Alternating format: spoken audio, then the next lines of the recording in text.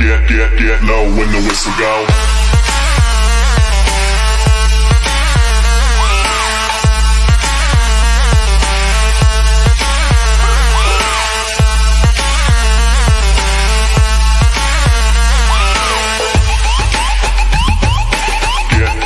Get low when the Wake up in the morning and I raise my weary head. I've got an old coat for a pillow, and the earth was last night's bed. I don't know where I'm going, only God knows where I've been. I'm a devil on the run, a six-gun lover, a candle in the wind. Yeah! Our free and lover's soul, come ride with me to the distant shore. We won't hesitate to break down the garden gate. There's not much time left today. Life is a highway, I wanna ride it all night long. If you're going my way, well, I wanna drive it all.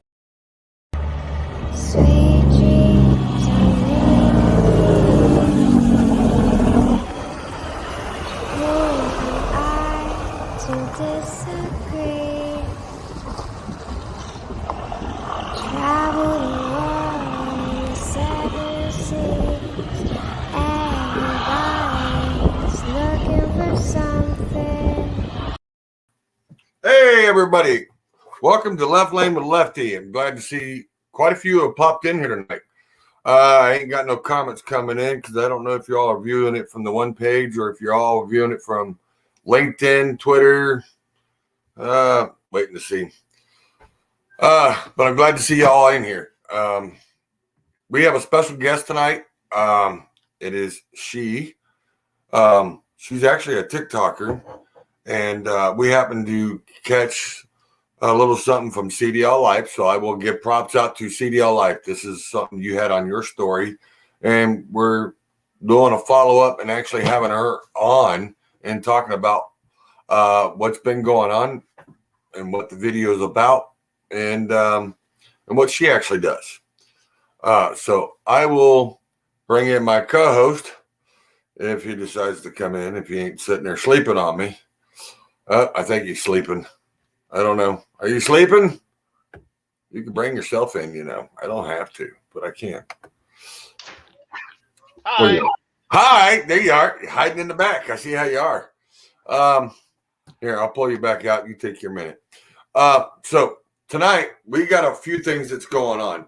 We're going to be talking to her, which her name is Mel, but known on TikTok, she is Trucker Unicorn. So just to let you all know, Cdllife did a story on a deal with her and her truck and her grandfather. So I will play the video here in a little bit, and we'll get on to that a little bit. But before I bring her in and make sure my co-host over there is able to function tonight, I know he's looking around like he's lost in his own house. But hey, that's usually what happens. So, all right, not a problem. I would have had to read some other comments. Hang on. So, as that's going on, if you guys comment, tell me exactly where you're seeing this, because looks like I got someone saying that something's blocked. So, double check, make sure you're seeing it where you need to see it, because I know it's live on Left Lane with Lefty. So, it is also live. Double check, make sure you're seeing it where you need to see it. I know it's live. Yeah, there we go. We know it's live there. So, hey, there we go. What's up, Jim Bailey? Jim Bailey, what's up, brother? Hey, we're going to be talking about some tires, some brakes. We're going to be talking about trucks. We're going to be talking about some TikToks and some stuff. It's going to be very good, Jim, so you might want to hang around. Hey, Curtis. Hey, there's Justin's best friend. I know. I'm glad you're here on Facebook. Appreciate it. Glad you stopped in. Mr. Terry Grundy, he's here too. Hey, Mr. Dave Newland, good to see you, brother. Good to see you. Your personal page. Don't see you on your page. All right. So if you're seeing me on my personal page, because I put it there, it shows StreamYard's hitting all the locations up for the 2 personal pages that I do have. It's not hitting on those. There's a reason, because I didn't add them to it. Let's see. Jim says I'll take the dog out and be there. All right. Yes, sir. Yeah, because you ain't going to want to miss this. You're actually going to kind of enjoy this. So, and we're going to be talking about some other things that's going on in the industry. And I got some things y'all might want to check out. So, as I'm getting into that, you ready, Justin? All righty. Here is my co-host, Safety J, better known as COVID Safety J. So, how you doing there, brother? Doing all right. Just hanging out here at the house until I get my stuff going. We're gonna have to call you Stay Home Safety J. We're gonna have to come up with a new nickname for the truck. I mean, driveway something. I don't know. We're gonna have to come up with a new name for it though. What, driveway podcast didn't work? No, well, I'm thinking about calling it yard ornament because it spends more time over here by the yard than what it does out there on the road. We could do that. We could do that. We really could. Yes, guys, we will be. The stash is back. You're right, Jim. You're right, Jim. Yeah. Oh, Ron Jeremy's back over there in the corner. Yeah, yes, the stash is here and it is. It's ready to roll. So, further to do, you got any new news that you want to announce or anything there, Justin, that might be going on in your side? You mean with the stuff that I got going on? Yeah. So, the last couple months, what I've been talking about, a lot of people have heard me talk about it as, switching over to a day cab or trying to find a day cab. Well, that question or that, the day cab situation is gone. Everybody thinks the dirt truck is worth their weight in gold, and I'm not willing to pay, $70,000 for a 2 million mile truck. So we have actually, since Tuesday, we have actually got everything set up. The contract is ready to rock and roll.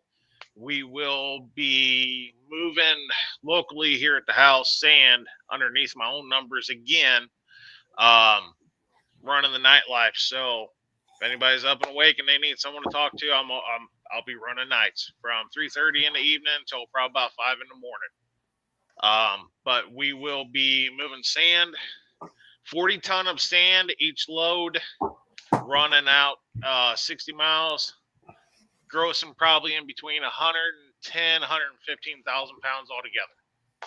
Nice. So everything on that end is already set up and go. Like I said, I've been in contact and they're waiting for me to come over. Nice. All right. So that's good news on your end. So yes. That actually is kind of working out. Yes. Good. Let's see. We got another comment. Who's it? Yeah, Dave, we know you like to work nights. You still on your vacation, Dave? Because I know you said you got a week off. You were taking a vacate. So if you are, we're glad to see you here, brother. And we want you to take care of yourself. All right. So as no further to do, I'm going to start with a video and bring this to light. And then we'll have this fine lady come on and talk a little bit about it. Let's see. Which one do I want to go to first? Well, I guess we can do this one first. Y'all may have seen this, may have seen it on TikTok. So we're going to go from here. Oh, be dead. That's her. Look. Oh, be dead. What? Who do you think that is? That's Missy. Who?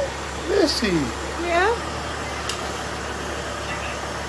You're good. You had to come to me. What else could it be?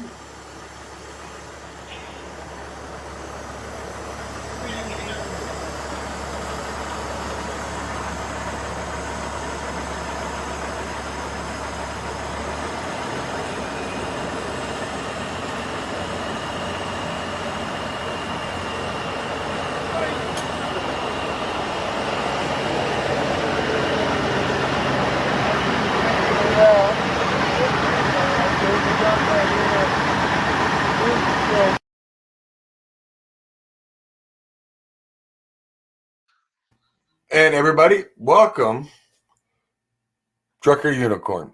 How you doing, dear? Hold on, let me get your mic turned on here. All right, you got to unmute your mic. Okay, there we There go. you go. Sorry How about you that. doing, dear? Huh? How are you doing? Oh, I'm doing all right. So Just, CDL Life decided to do a story on that video. That one and one other. So what? So how did that become? So that's your grandfather in the video, right? Would you like to explain what that's all about? Why CDL Life decided to say, "Hey, surprise! We're going to do a video on you." I don't even know why they decided to do that. I just had bought the truck, first time coming to visit him after I bought my truck, and I just wanted to surprise him, you know. So my mom recorded him. He had no idea I was coming. I just posted it to TikTok just because that's what I post, just my real life. And I had no idea that it was going to be such a big deal. You didn't know it was going to blow up like that. No, I had no idea. See, it's the real moments like that actually touch people, and people really, it hits a soft spot in the heart, and that's where everything starts to bloom. And it's amazing how things can make you or break you. But I thought that was pretty cool. And your dad, your grandfather was a driver, Yes, from what I understand. correct. How long was he driving? He drove for 36 years, and he's now been retired for 39. All right, so that makes you a second generation or a third. Does your dad drive? No, I would just be second. Oh, so it skipped the generation. Said, nope, we're just going to become a driver. Yeah, my mom wanted to be a truck driver, Mm-hmm. and my grandfather told her the road was no place for a woman and that she wasn't allowed to drive. Wow. Yeah. Man, that really throws a little twist into there. Just a little bit. I mean, sure, I can drive, but you can't. No, not you. Hey, but our granddaughter can drive. Well, yeah. He didn't have much say in whether or not I was going to drive. No, but you could see the excitement in his face, though. He was really, really proud. Yeah. And that was a touching moment. My whole life, I have never once ever seen that man cry. I literally had never heard him tell my grandmother that he loved her. Just, different generation. He's not an emotional man. He's not a man of many words. So I honestly have to say that's probably my number one memory of him. That'll probably stay with, obviously it's going to stay with me forever, but it will probably always be my number one memory because he's just not emotional. And I actually saw a whole lot of emotion in him. Something that you've never seen. Never. And see, and that's what gets a lot of people, because a lot of guys hold their feelings and everything. It's like my dad. All right, he was my stepdad, but I'm a third generation. Technically, if I really want to get to, I can actually be a fourth. It all depends on which side of the family I'm on. But I'm a third generation driver, and my stepdad didn't show much emotions. My stepdad technically is my dad. I don't have any other dad but him. But before he passed, I seen all the emotions that come out of him when I started bringing trucks home. And he's like, oh, man, I remember when I used to drive. Oh, I remember how, man, that truck sounds so good. Can I go get the keys and go start it? I mean, it's the emotions that brings back their emotions from when they used to drive. I mean, it's like them reliving it. Mm-hmm. It's like you were telling me a little while ago, you can't understand why I'm out of a truck as long as I've been, because you go stir crazy. Mm-hmm. I do go stir crazy. Oh, hold on. Hold on. Here's a comment for you. Do you know who that is? No. You don't? What's the? I don't recognize. I made Miss Mel. It's CDU Trucking LLC. Doesn't. It's someone. It's Outlaw. Oh. Outlaw. He's Yeah, I know watching who us. that is. He is watching you from YouTube. Oh. So he's over there at YouTube. And he says, I made it here, Miss Mel. And he said he made it here. Good. So Outlaw's here. So I just wanted to let you know the comments are coming through, and I didn't want to bypass that and cut you off, but you do have fans. They are watching you from YouTube. No, he's a friend of mine.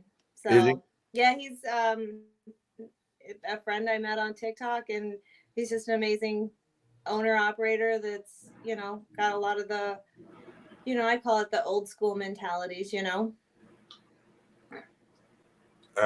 an Alan Summers? I do. His nickname in my world is Boo Shit. Is it? Yes. And he says, hey, Mel.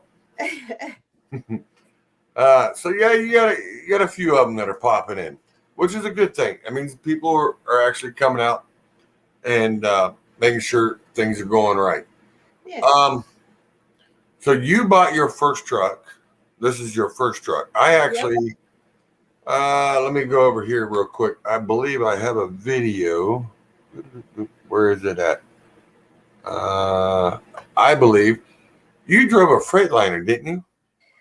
I drove a Classic for a minute. For a minute, and then you ended up with your new toy? I picked up my truck in March, and then it sat at the yard for the company that I'm leased to. It was there from March until like May, and it still wasn't ready. So they put me in a Classic until my truck was ready. All right. So that would be this TikTok? Wait. Go. Got one. Go. Go. Yeah. Go. Go. Let's go. Cash on me. I got hit the lottery. So Yeah. is that your truck's new name? Yeah, Daddy? my truck's name is Daddy. So that Classic I was in, I just referred to him as my side boo. Oh, your side boot. So you left the side boot for Daddy. That's right. Nice. Well, that's pretty cool. I know I got some other videos, but you are not just a truck driver. No. Kind of want to give a little bit of, well, I don't want to give a whole lot away, but let me get back up here. My sidekick ain't helping me because he's over there lost. But you do a little bodybuilding? Yeah. I'm a competitive bodybuilder. So that's you there. That's me in December of 2017. That was the last show I did. Wow. No wonder you ain't got nothing to worry about. There ain't that many men want to come up to next to you going, hey, wait a minute. She's got bigger arms than I do. No, I ain't messing with her. Just say it. But you sent me a few other photos of different. These are different shows that you did. Different. This is all the same show. Oh, is it? Show in December. It's just different poses because they grade you on overall physique. Really? All right. Well, that's pretty cool. So you've been doing that for a while? Yeah, for I think 5 or 6 years now, something like that. So you get into a little bit of everything. You got into a little bit of trucking, a little bit of bodybuilding, and now you're just a little bit of everything. Yeah, I was a professional massage therapist before I became a truck driver. Well, I can see why. Yeah. Hold on, I got my hands. I'll pop that joint back in. Yeah, we get you. We'll take care of it. Yeah, I used to work with professional athletes. Really? Yep. Nice. So you allowed to mention any big names you used to? I used to work with the Vikings in Minnesota. Really? Mhm. Nice. So what made you get into trucking if you were able to have gigs like that? Just The wondering, I mean, yeah, you know. the type of massage that I do, that I Mhm. specialize in, is deep tissue, site specific functional repair. Uh-huh. So as everybody knows, obviously professional athletes, their bodies are their tools. Yes. And as much as I love massage, it's probably the hardest physical labor I've ever done. And when I turned 40, I realized I can't do this until I'm 65, not at this level of Mhm. intensity. And I don't enjoy doing relaxation massages. I enjoy working on people, fixing issues that they have. So I actually was like, I'm going to get a grown up job I'm gonna where get I it. have benefits and, like a weekly paycheck and, all the And grown up where stuff. I can claim my own hours. Yeah. Or for the Yes, most part. For the most right. So I could get this grown up job and uh-huh. still do massage. So I went to work at FedEx Express at the airport in Minneapolis. All right. Um, and during peak season, so Christmas holiday, Yeah. they offered me a position as what's called an RTD driver. So it's a ramp transport driver. All right. So we worked at the airport, which is the planes come in and the big giant Mm-hmm. containers come off of the planes. They sort the packages and then send the big containers to the stations where they again downsort them and bring them to your house. So All in right. order to transport those containers, they have to go on a 53-foot trailer. Yeah. Which I've So seen quite a few of those for UPS and yeah, FedEx. Yeah. yeah. So they offered me a job doing that. And in all honesty, when they were like, "Do you want to be an RTD driver?" I laughed at them and I said, "Y'all know I drive a Mini Cooper, right? Like, Sorry I about it. legit drive this one of the smallest cars on the road for a reason." Um, I mean, I could parallel park that thing, but that was the only vehicle I've ever driven that I could even parallel park. And I could only parallel park um, on the right side. I couldn't parallel park on the left side. So if you're on a one-way street and they have parallel on both sides, I couldn't do it. I was just like, I was dumb. They were like, "We don't care what you drive." So I said, "Well, why not? How do Mm-hmm. you know what you love to do if you don't try everything?" And they're going to pay me 40 hours to learn how to drive truck. And if I like it, then they'll pay for me to go to school for 3 weeks and pay me to basically live in another city for 3 weeks Mm-hmm. and pay for my CDL. And I get to do that. Why not give it a try? That's pretty much how it happened.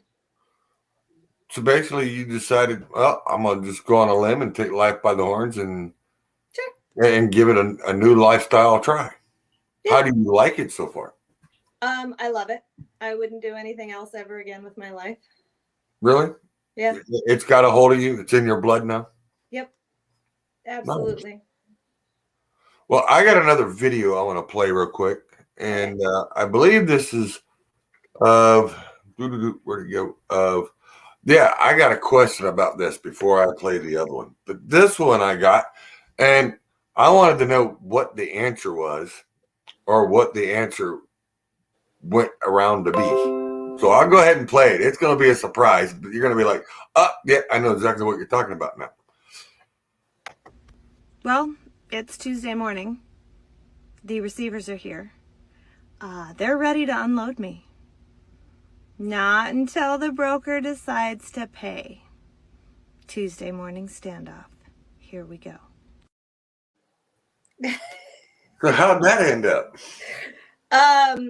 It was really interesting. I got there, what was it, Monday, Labor Day? Mm-hmm. Nobody showed up. I told them, "Hey, nobody's here," so on and so forth. Tuesday morning, the warehouse shows up, and I told him, I said, "Well, we're waiting because the broker doesn't want to pay me a layover fee. They told me I had to be here yesterday." And they Mm-hmm. were like, "Yeah, we weren't here." I said, "I know." And they said, no worries. Don't worry about it. Completely understand. They were like, I would be pissed too. And you just let us know when they decide to pay. They did not pressure me to unload it. They were actually on my side. The warehouse was. Yes. The broker ended up paying. They were pissed because they didn't want to pay what I had requested, but I wasn't giving their product to them until they paid me. Nice. Yeah. So this time the driver beat the broker. Oh yeah. Absolutely. And you actually had the shipper standing behind you on it, which is a rare because most people haven't.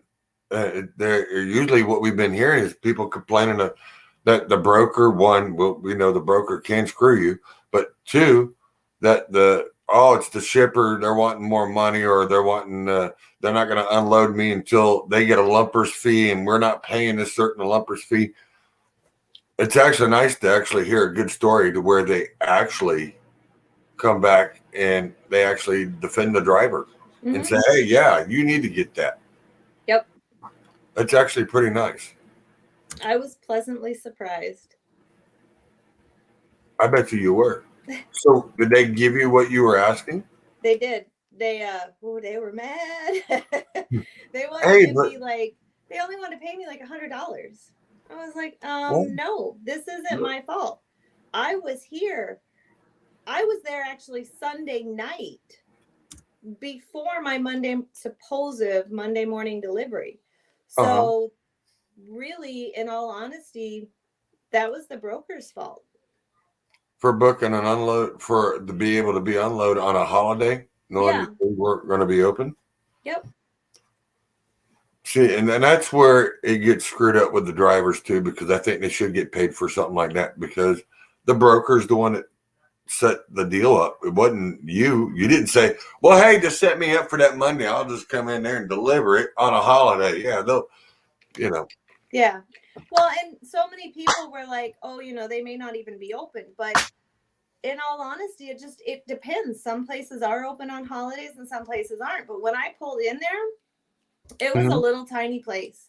It's like I wouldn't say a mom and pop, but the closest thing to a mom and pop, slightly bigger than a mom and pop warehouse. So Yeah. Of course they're closed on a holiday. Usually that's what most of them do anyways. Yeah. Well, I mean, a lot of your major warehouses there's warehouses even open on Christmas, which is crazy, but there is, Well, those again are all your big giant warehouses. yeah, those are all your big box stores. Which usually also another one would be, like Walmart's usually open because they're always taking them in. Target. We all know UPS and FedEx and DHS their warehouses are going to be running slammed. Yep.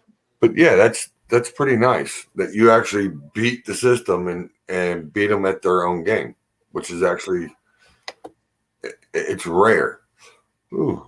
What's up, Nicholas? Hold on, I'm sorry, I got one that hopped in here. What's up, Nick? What's going on, fellas? We do have them stopping in and out, back and forth. But I will play this video. Where did it go? Who's that? All right. I think this is the one. So this one here I'm fixing to play has got something to do with you and your grandfather. Something about you all taking a little truck ride. Yeah. Was that something that he been wanting to do, or is that something you wanted to do? Something I wanted to do. And he kind of agreed without twisting his arm? Grandpa does anything I ask him to do because I'm his favorite. Well, always the ladies are always their favorite. I get away with murder. Well, don't be saying that. Shh, we are. Don't do that. So, all right, but I'm going to go ahead and play this little clip. And y'all tell me what you think. I thought it was a pretty nice clip. And I want to say it's a tribute. You'll also, if you guys can see it in the screen, it actually does say he was driving for 36 years. He's been 39 years retired.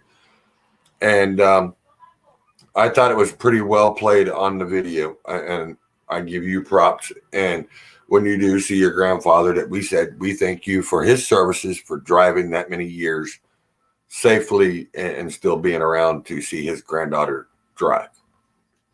So I will play this. Doing all right. Grandpa, I have a question. Huh? I have a question.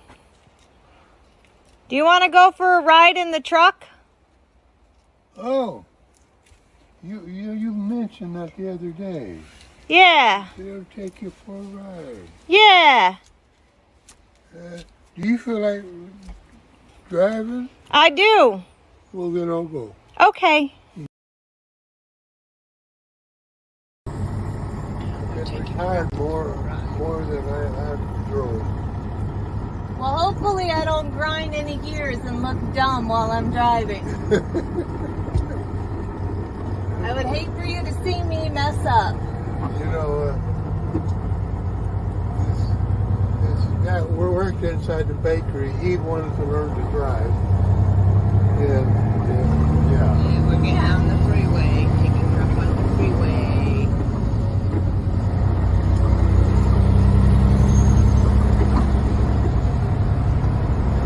Are you gonna get on 485? Yeah. Okay. Stay in this lane.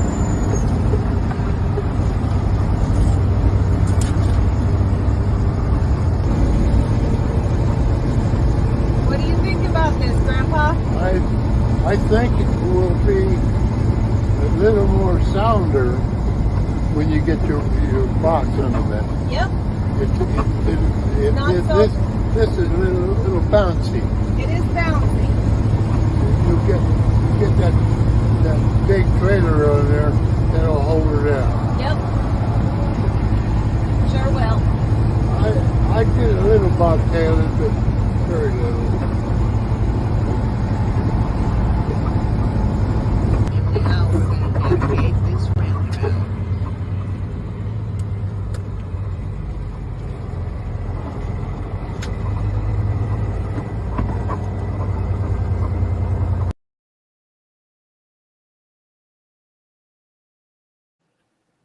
So I want to come back and I want to say real quick, how you doing, John Freeze? And what's up, Nick? I know you showed up late, but you're good, brother. At least you're here. That's what counts. You're here. What did Terry say?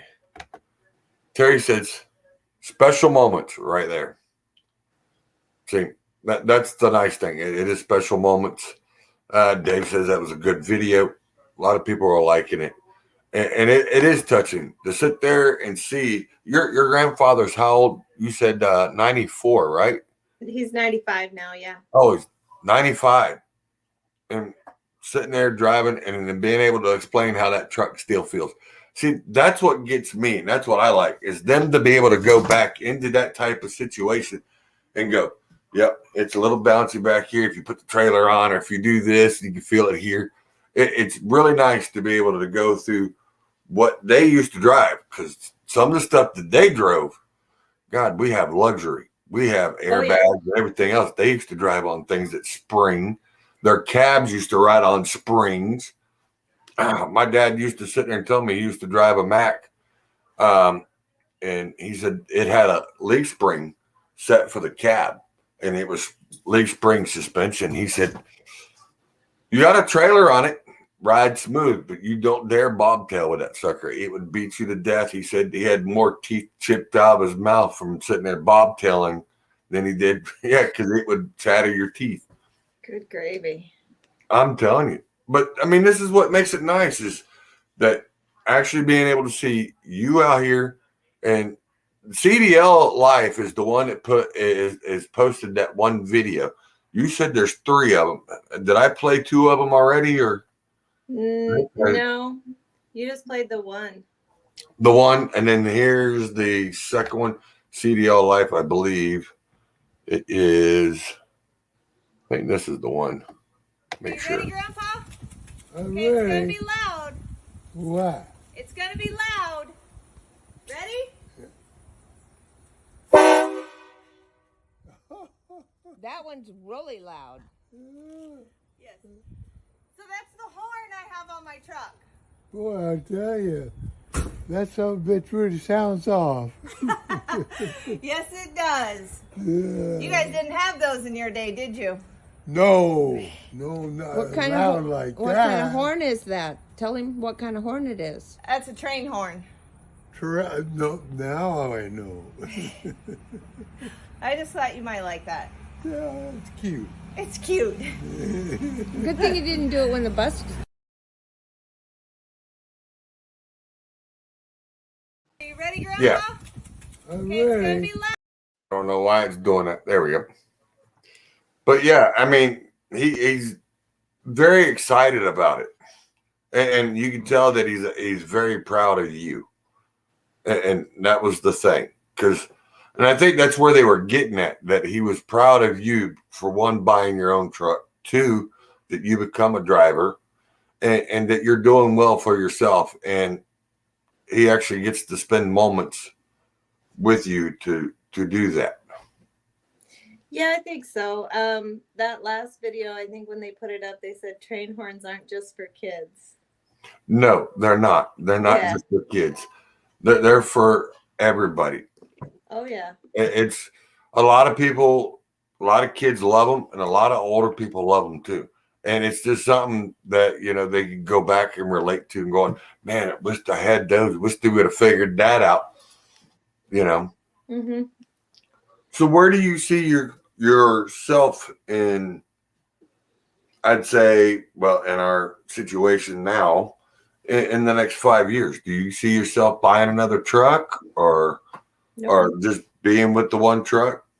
Just me and my truck. I have no desire to have another truck. I have no desire to have anybody drive for me. I did 10 years of retail management, and that's like being an adult babysitter. And in my head, if I own a second truck and had another driver in it, I might as well just be a manager and be an adult babysitter again. Because anybody who owns multiple trucks knows how hard it is to find a driver who's going to love your truck as much as you do. So I just would rather not be in that situation.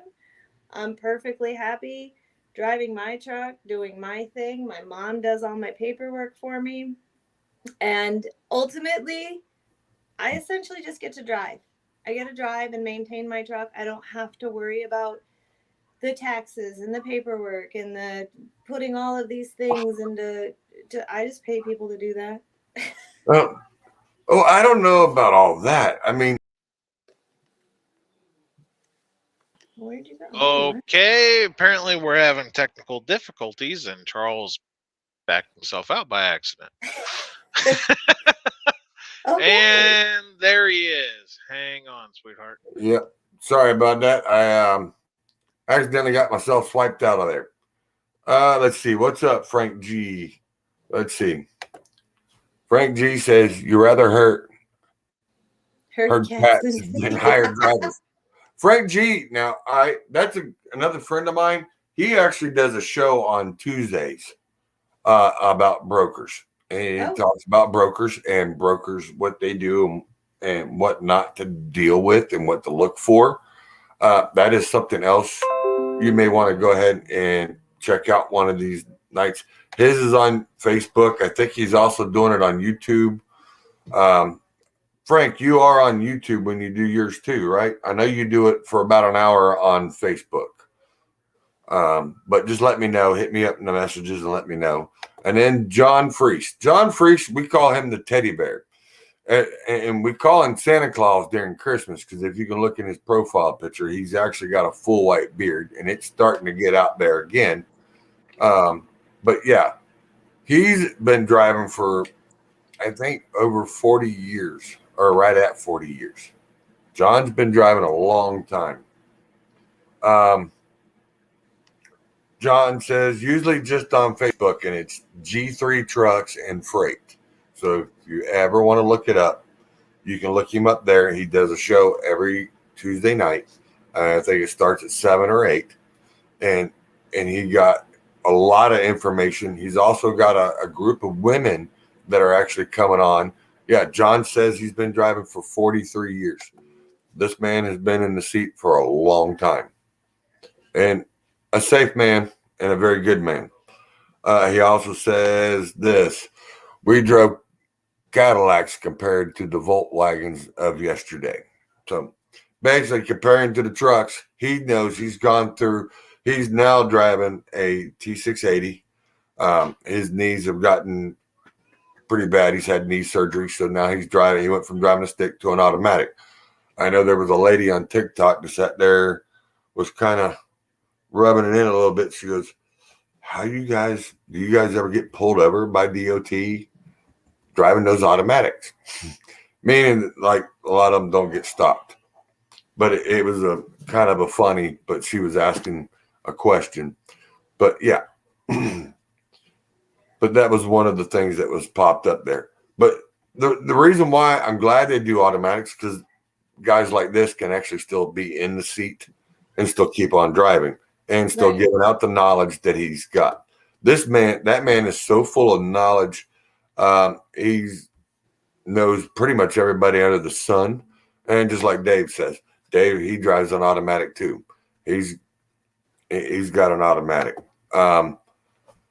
Unfortunately, I drive a stick, and it's not that I refuse to drive an automatic and that I can't drive an automatic. I prefer a stick. I prefer grabbing gears. Keeps me occupied. Yep. If I get in an automatic, myself, I'd fall asleep. I'm sorry. I'd get bored and start leaning and then forget that I'm driving a truck, not a car. And I'd be like, all right, time to do something different here. So, yeah. So, on your truck, what year is your truck? Oh, I mean, what type of truck you got? Or you don't know? no, I know. Oh, I put you on the spot, did I? No. He's a 379. He's a 2003 379. I did get a 99 6NZ motor. Ooh, you're reasons. playing with some real power. Yeah. Yeah, but while I have a 6NZ, Mm-hmm. it's a 10-speed with a 370 rear. Ouch. Yeah, so I'm gear bound, which sucks until I change it. I don't necessarily need an 18 because I don't do heavy haul. I don't really split the low side. I'm lazy. I like to split it when I'm in creepy crawly traffic. Yeah. So that's the whole purpose for me wanting an 18. I could do a 13 over and still get obviously better. Mm-hmm. But I ultimately want an 18. I just want what I want. Whether I use that low side of gears all the time or not, that's not the point. It's all about it's mine. I'm going to pay for it. I'm going to have what the hell I want. Yeah. That's understandable. I'll eventually change it. I want a 336 rear, but I'm just going to start and switch it over to an 18 first, and then further down the road, switch over to the 336. Well, since you're saying that, I'm going to bring Justin back in here on that matter. Hey, how you liking that? You liking them 336s, Justin? Man, I like them for the fuel economy, but it's a little bit hard when you're trying to pull 98,000 pounds up the grapevine down there in Cali. But 336 gears, they are a good gear. They really are. So I guess you guys don't know this. I'm a high maintenance truck driver. No. Hold on. No. Hold on. You just said that, and I got something here that says otherwise. Hold on. Where's it? Right here. Yeah, because I got to play this. Because, guys, not only is she a pretty face, but I will tell you this. She's no slouch. Don't let her fool you. I put in work. With them feelings of birds. I'm on the gas. You smoke dirt. Hey, I put in work. I make it work. I get the rents. Feel like a serve. She's not a slouch. She's actually got that one. And then there she's got another video where she says, what is it? When the Petro lets you go in and steal their bay to do work? I seen that. So how the hell did you talk them into letting you do your own maintenance in their bay? Because Um, me and you need to talk. Because I mean, I'm tired of paying money here. I went in to ask how much it was going to be because I needed an oil change. I needed to do my full PM service. Mm-hmm. And the gentleman said that he did not have the oil filter wrench for my truck because they have to buy all their own tools. Yeah. And I told him I had one, and I don't think he realized what I was saying, that I had my own with me. And he goes, "Well, I don't have one." I said, "Yes, I know. I have my own. I do my own services when I'm not on the road. I'll do it if y'all will let me in there to do it. I'll do the damn thing myself. I just need the oil and the filters, and I'll do it myself." I said, "Shoot, even if I get hurt," I said, "it's not on you. I mean, how hard is it to change oil? I mean, who the hell gets hurt changing their own oil?" Let's not ask that because there might be a Swift driver out there somewhere, or a Yeah, somebody. somebody from over in that area. Yeah, So I'll just say this: we'll stay away from that subject. yeah, we will.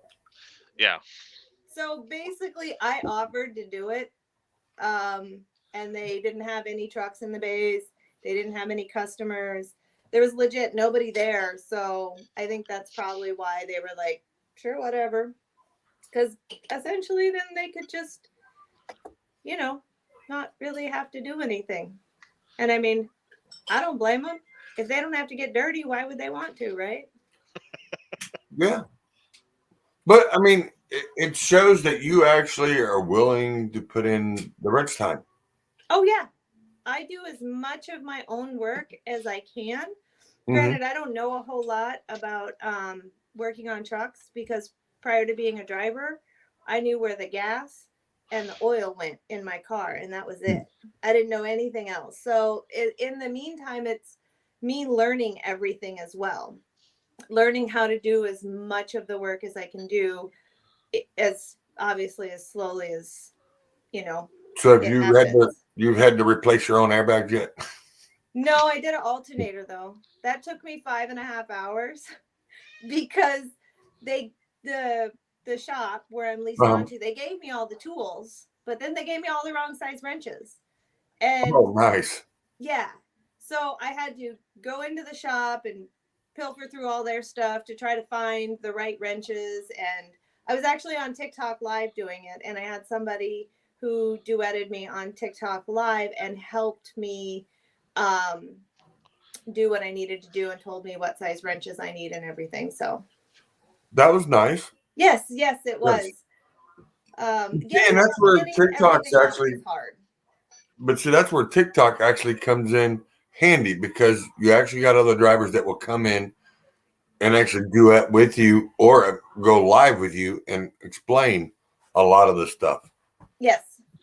And that's exactly what he did. Basically, once I got everything, I got all the right wrenches and I got everything undone. Obviously, I had all the right wrenches, so putting it back on was way easier. And Mr. Jim Bailey's, and I don't mean this in a bad way, so don't take offense of it, Jim, because I don't mean it that way. Mr. Jim Bailey's a big man. He's a tall man, but he's also a big man. But like he said, I just had to change my own alternator also.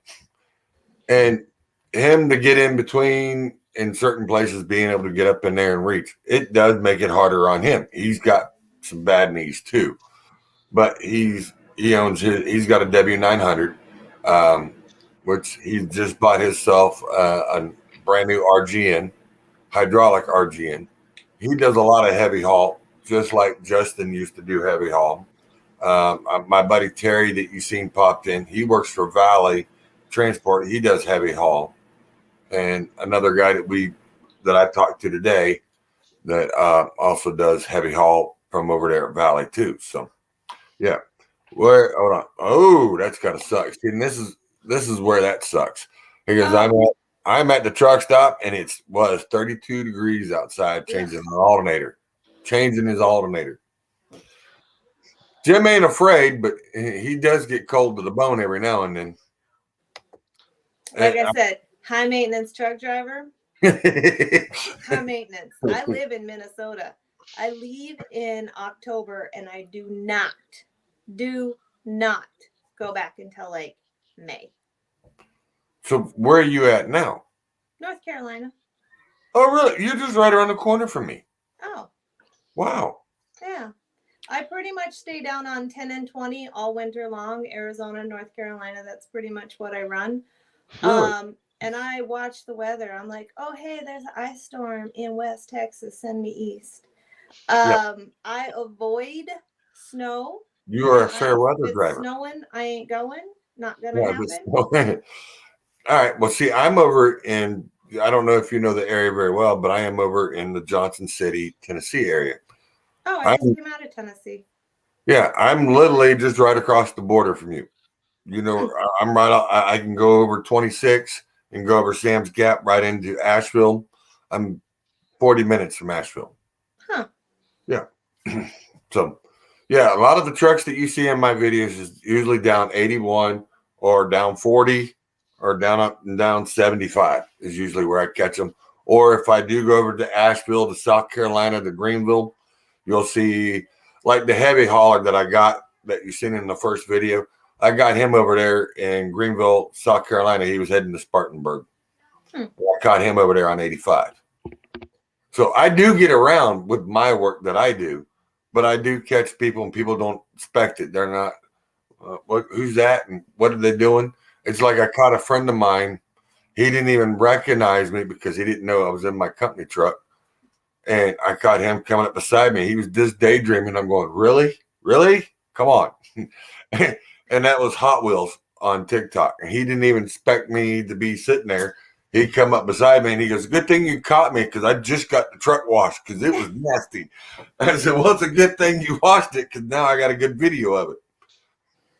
But yeah, I mean, it's a good people and it's a good way of doing it. Who's what? Hey, look, we've got trouble back in here. There's Mr. Can you say it again, Justin? Can you get his name right this time? Tyler. Tyler Barker. Yes, sir. Tyler Barker is also, he does the, I want to say it's right. It's the, what is it, the 19 radio show? I believe it is. Trucker radio show. Channel 19 radio show, I believe, is the name of their show. They've been around a while. They're a lot bigger than I am, but I'm not out here to try to, boast myself. But I am here to put the smaller person up here and let them have their say and do what they. Oh, it's the Unplugged Radio. Unplugged Radio. You'll find them on Facebook and are you on YouTube too? YouTube and He's some on other Facebook. places. He's on Facebook. Yeah, I know he's on Facebook, but I think he's also on YouTube too. Oh. So that way you can find them. They're a funny group of guys. They sit out there, they cut up and they talk about it. For the record, I'm here with you. Yes, I know you're here. Would you like to join? I'll send you a link. Justin, send him a link. We'll get him to come in. Yes, sir. Yes, sir. Just go down there where it says invite. Yeah. Taylor Barker, he's another good guy. I was around when they started. They've been out longer than I have. But like I said, we got guys from all around that come in and join. And what we do is we sit here and cut up, we talk, we joke around, and it's just like a big trucker circle or big round table with truckers, and we just sit here and get along. He says, give me a minute, I'll come in a minute. Okay, I'll give you a minute. I know where you live too. He don't live far from me neither, and I didn't know it. He lives probably 30 minutes from me, and I didn't know it. But yeah, I mean, anything else that you may want to tell or you may want to let people know? Oh, hold on. Jim come in a little late, and he says, what are you mainly hauling? I haul a dry van. I've done reefer when I was a company driver. Mm-hmm. And I just don't like the, when you're doing truckload, if you're not doing LTL reefer, you're prone to sit in a dock for 8 hours sometimes. I don't like it. So I just stick to the dry van. I would like to do some kind of flatbed. I actually almost went to work for Valley, but they don't allow pets, so I don't know about that. not for company drivers. Oh, well, all right, not for company, but lease Yeah. owner operator. But see, you could do that now. I could. You could do that now because you actually own your truck. See, Justin, here, and someone that can explain a little more of that. Shit. Hey, Justin. Yeah. Hey, I know you're as he pops up on the, hey, what am I doing? Hey, don't be doing over there doing that John Candy thing over there now. All right. I have that. Yeah. Hold on, I got to get the clown working again. The rules, because you just come from Valley. You were over there at Valley, and you owned your own truck. So you want to give her a little enlightenment on what more you can get away with over there?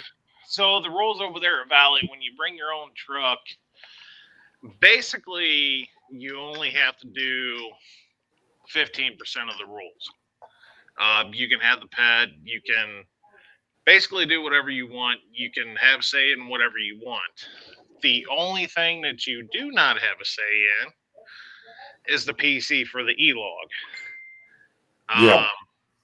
Anything to do with E-log, you're done. There's nothing there. So anything else you can do.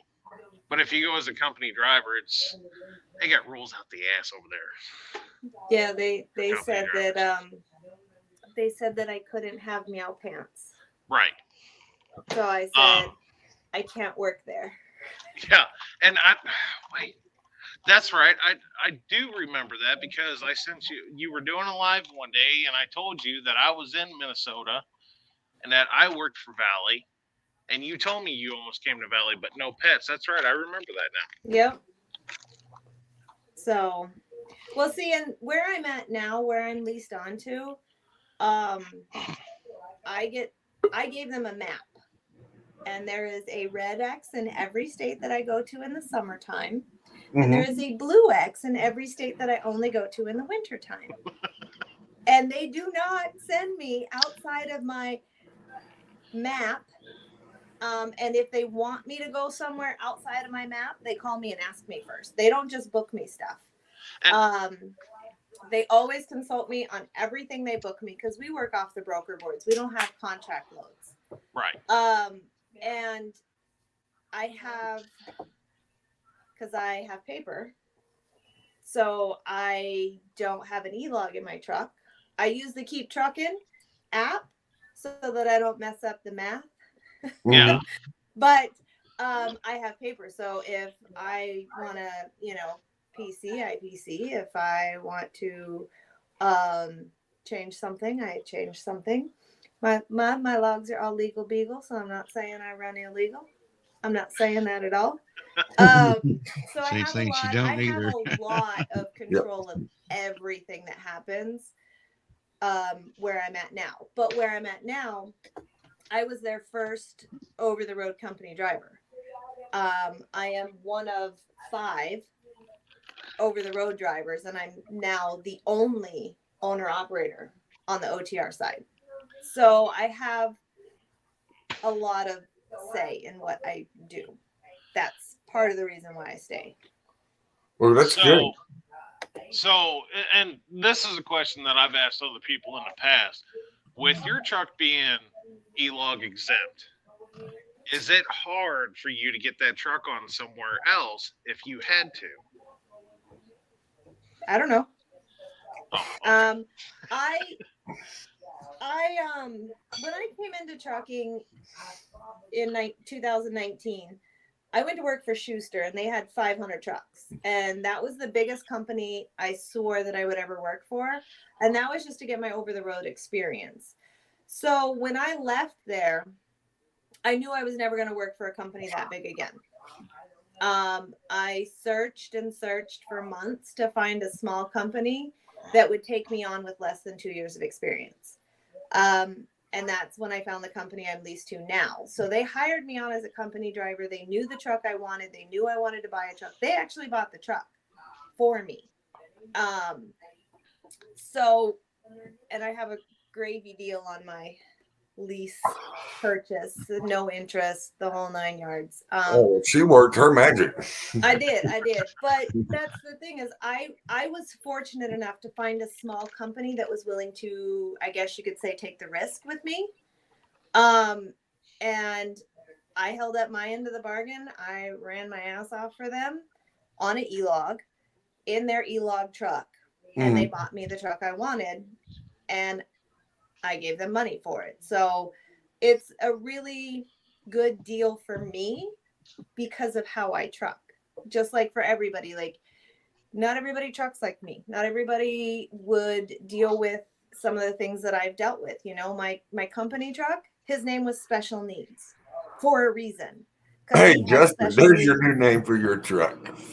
The new name for my truck is Daddy, but my first truck with them was what is it, a 386 or something? That big old condo spaceship looking Peterbilt thing. Okay. Yep. Yeah, and I'll tell you what, if you didn't do a thorough pre-trip on that truck every day, you'd have had problems. So I dealt with that little stuff every day because I knew it was going to get me to where I wanted to be. So it's that situation. You have to pick and choose because there is no perfect trucking company. You just pick and choose what you want to deal with or what you're willing to deal with in order to get what it is that you want. All right. See, now you just led into the key part of that. What you just said. All the trucking companies are going to be the same. It's what you pick and choose of what you want to deal with. A lot of these companies and these drivers are going, no, I got to leave this company because it's not what they said they were going to be. They're never going to be what they say. Never. They're full of smoke and mirrors, and they're just out here to tell you what they want you to hear so they can get you in a truck. And once they get you there, get you locked in, you're stuck there. Yep. You can be stuck there for 6 months or a year, depending on how they do their deal. Right. Or how you take the deal. So I'm going to jump over here real quick. How you doing, Mr. Taylor? How's it going, brother? Doing good, sir. Put me a background on here, man. Hey, I heard that. You got any input you want to put in on this? I think that can you guys hear me okay? Yeah, we hear you loud and clear. I see you got your studio in your truck. I do. I've been doing this a pretty good while, and a lot longer than I have. And we did it we do it a little different back in the day than they kind of do it now. I think that and I like seeing some of these newer drivers come into the business and they don't take no for an answer, or they don't get bullied. Mm-hmm. I like seeing that breed of driver out here now, because that's where we were back in the day. We didn't really get bullied a whole lot. We wouldn't allow it. You know, of course, times were different, and I ain't gonna get on my rant tangent on this control, but they damn sure control us now for the most part. A lot of us have cameras. A lot of us are e-logs, and that lane departure systems. I swore I'd never drive a truck with all that crap on it, and so far I don't have the lane departure, but I do have the e-log. It's just a different time, and I commend you for your badassery, girl. I don't know your name, but I commend you for that. Her name is Mel, and but her TikTok name is Trucker Unicorn, or Trucking. You're one of the TikTokers. Yes, but Cdllife put three of her videos on Cdllife, so that's why we brought her on, was to talk about what that was all about and why did they do it. Well, a lot of it's got to do with her. Part of it's got to do with her grandfather, and part of it's got to be her being a new driver, owning her own truck, coming out and standing her ground on what she's doing and being a second-gen driver, which I thought was pretty cool. Now, Now, you mind if I ask you a question? I know it's not my radio show, but No, go ahead, man. We're all drivers here. So first off, how old are you? 43. They're okay. You're a baby still. So what do you want to do in trucking? Oh, baby. Really? I'm 43 too. I just want to drive. For how long? Driving. I don't have a desire to own a fleet. I don't have a desire to do anything other than own my truck, make him look pretty, and run down the road. That's the reason I ask you because there's different things you can do to fulfill these goals a little quicker and easier. You can get involved with a group like women, and not real women, but I suggest women in trucking. Or you can create your own group on TikTok where you have other people like-minded like you, and together you guys can achieve your goals. I have a good friend of mine, Lady Trucker, Jacinda Lady Trucker, and wow, this girl's on fire. I mean, she's done in the short time she's been trucking, 7 or 8 years. She's done like all kinds of stuff. It's her goal to pull freight. It's her goal to pull flatbed, enclosed trailers, car hauling, oversized. So she can say she's done a little bit of everything. So I guess you just have to follow your goals. And me, I'm an owner operator. I'm kind of content where I'm at. I've been here for 11 years, I guess, and worked with the same people for over 20. So I'm kind of set in my ways. I don't like change. Well, a lot of us don't like change. I didn't like the change that I got dealt with neither, but there ain't much I can do with arguing when it's the federal government at the moment, but I'm working on that. But it really is good to see that there is a lot of young people out here that are taking the stand. One, they're listening to what people are saying. Buy your truck. Don't lease purchase. And take the bull by the reins and plow your own way through and make your own self stand out there so people know that you are who you are. Now, I will say this. I've always said pretty much the same thing, but lease purchasing, a lot of times that's a no-no. But there are companies out here that actually do have decent lease purchase. I bought a truck with their lease purchase through the company I'm with, and this is my second truck I bought with them that way, and I never had a problem. If my truck tore up, they helped me fix it, because they have an attachment to my truck. They want it running. If it was just my truck and an engine tore up in it, then I'm kind of screwed, So it has its pros and cons, but I would never do it with a mega carrier or something like that. I'd have to, do my research. But no matter what you do, you always have to look at it this way. No matter what you do in trucking, there's going to be somebody that's tried it before and failed. And there's also going to be somebody that's tried it before and succeeded. So who are you going to listen to? The guy that passed or the guy that failed when it comes to your turn? Well, you got to kind of listen to both, but you also have to use your own judgment to see the guy that bitches and complains all the time. Sometimes he's the problem. You know what I'm saying? Well, that's what I mean. You listen to both. You find the person that complains or that failed.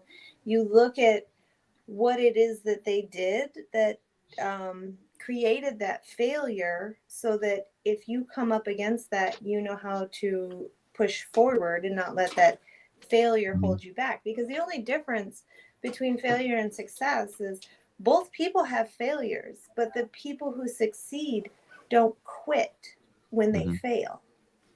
So I always said failure isn't failure if a lesson from it's learned. That's old Garth Brooks the song. only time it's a failure is when you quit. So you learn from the people who have had failures. You learn maybe how to overcome or how to foresee it before it gets really bad.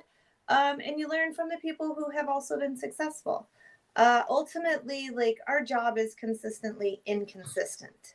And you just figure out how to continuously adapt to that level of inconsistency. Like, yeah, we don't like change, but that's the industry we're in. Like, every day is different. Like how many times do you get, oh, you're going to go here. Nope. You're going to go here. Nope. You're going to go here, or, oh, your time changed. So change is our business, but it's a matter of how do you adapt to it? How do you roll with the punches, and how do you, I guess, have that, pit bull mentality where you just latch on and you refuse to let go until you get what it is that you want, whether it's, decent paying freight or a good truck or a good trucking company or being successful, whatever it is. You have to want that more than you want anything else in your life.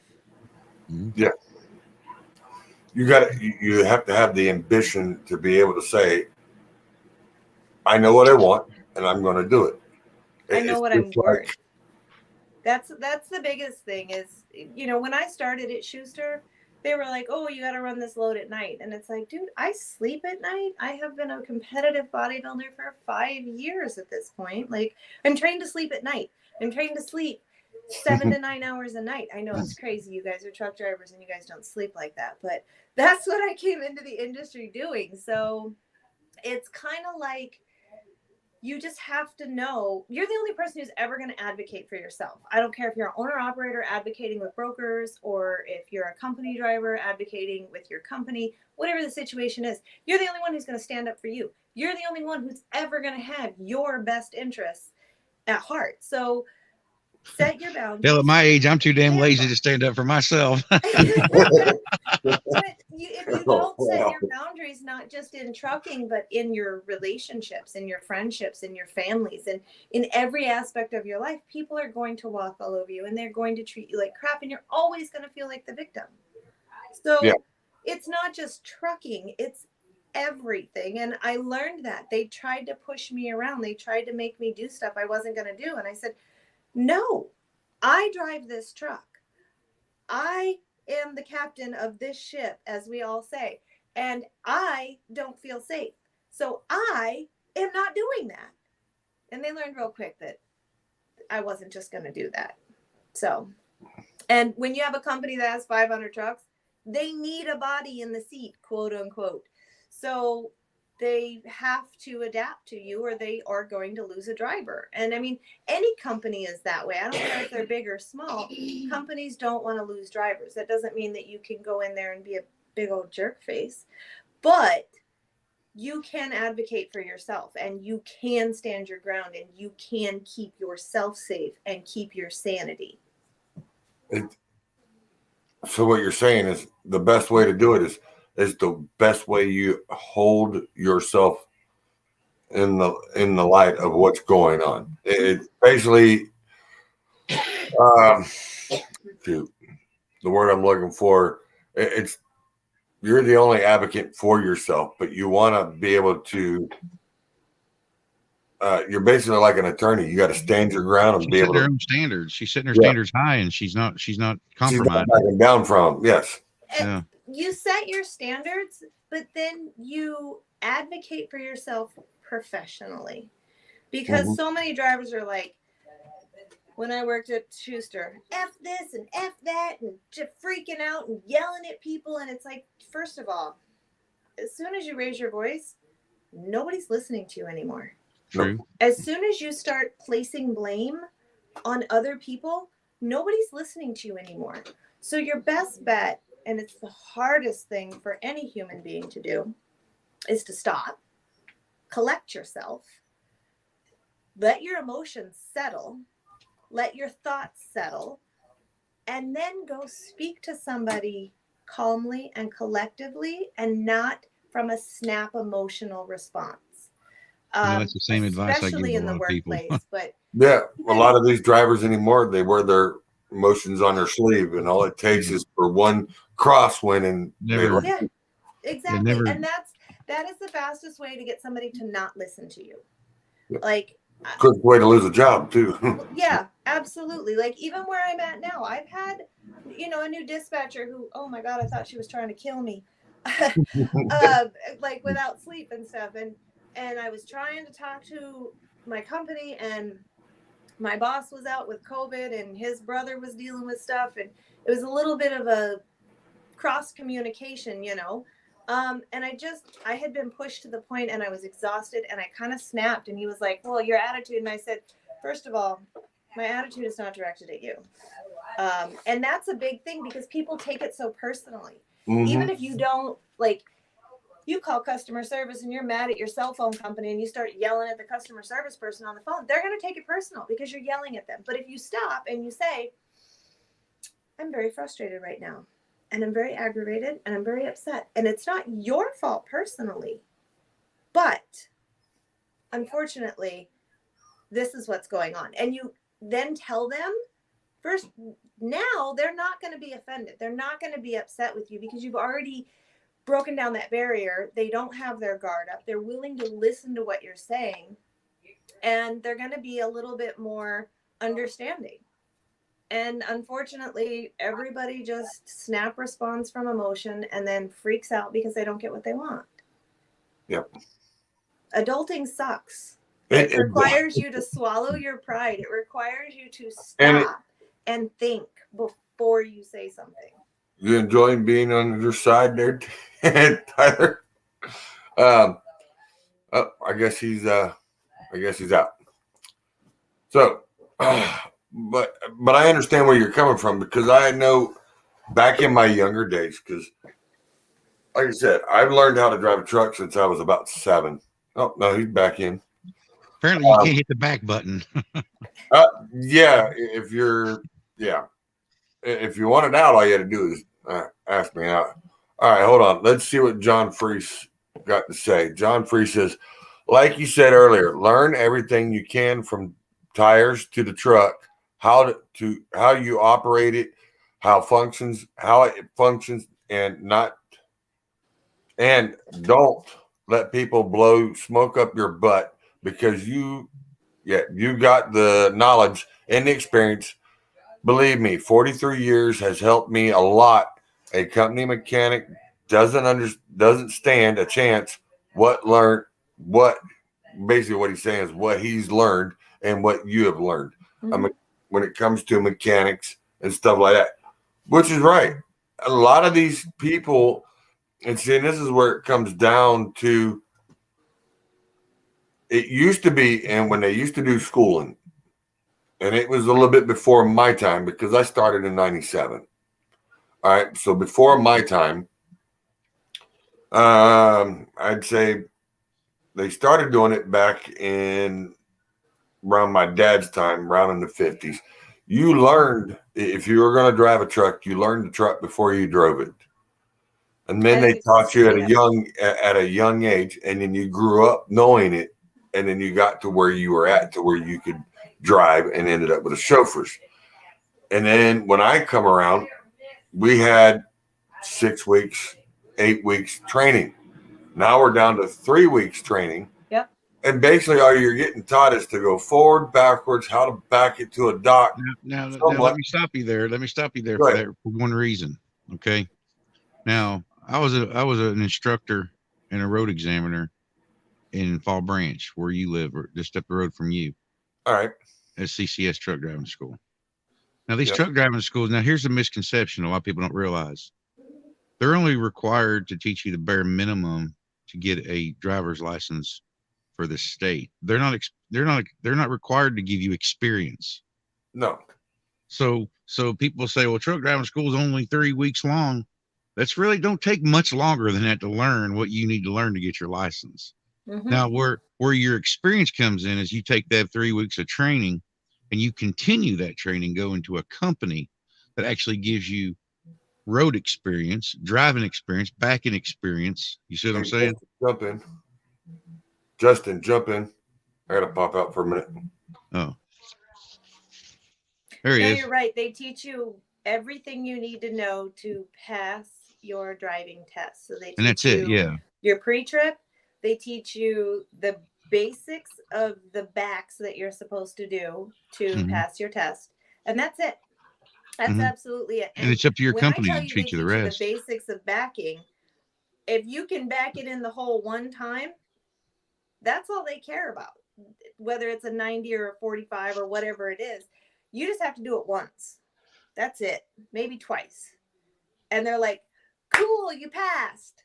Because I'll tell you what, I could not back up to a damn toilet seat in school. I was like, I cannot even believe that I am, oh my God, who is driving this thing? Because I was terrible, terrible. So, yeah, I can't believe I haven't passed my driving test. I was so bad. But again, the more you do it, the easier it gets. The more variables there are, the more you see what something's doing before it's too late or whatever the case is. So, I mean, yeah, unfortunately, the basics is they teach you next to nothing. Right. They basically teach you the minimum requirements, damn near. And speaking of teaching, Justin, What? I want to teach you something here. Let me see if I can do this. See that T? Yeah. See that A? Yeah. And that Y? And there he goes. When you put a T, A, and a Y, it's pronounced Taylor. But I get that all the time, Tyler. Yeah, that was my bad. I just mess with you. So man. no, it's good. But no, they do a minimum requirements. Now, even when I started driving back in 2016, I didn't go to a truck driving school. I taught everything to myself. I actually started out as hotshot, hauling stuff on a 35-foot gooseneck trailer with a 1-ton dually. I taught myself. I did my own testing. The only thing that I had was a buddy help me to actually say the words. That was pretty much about it.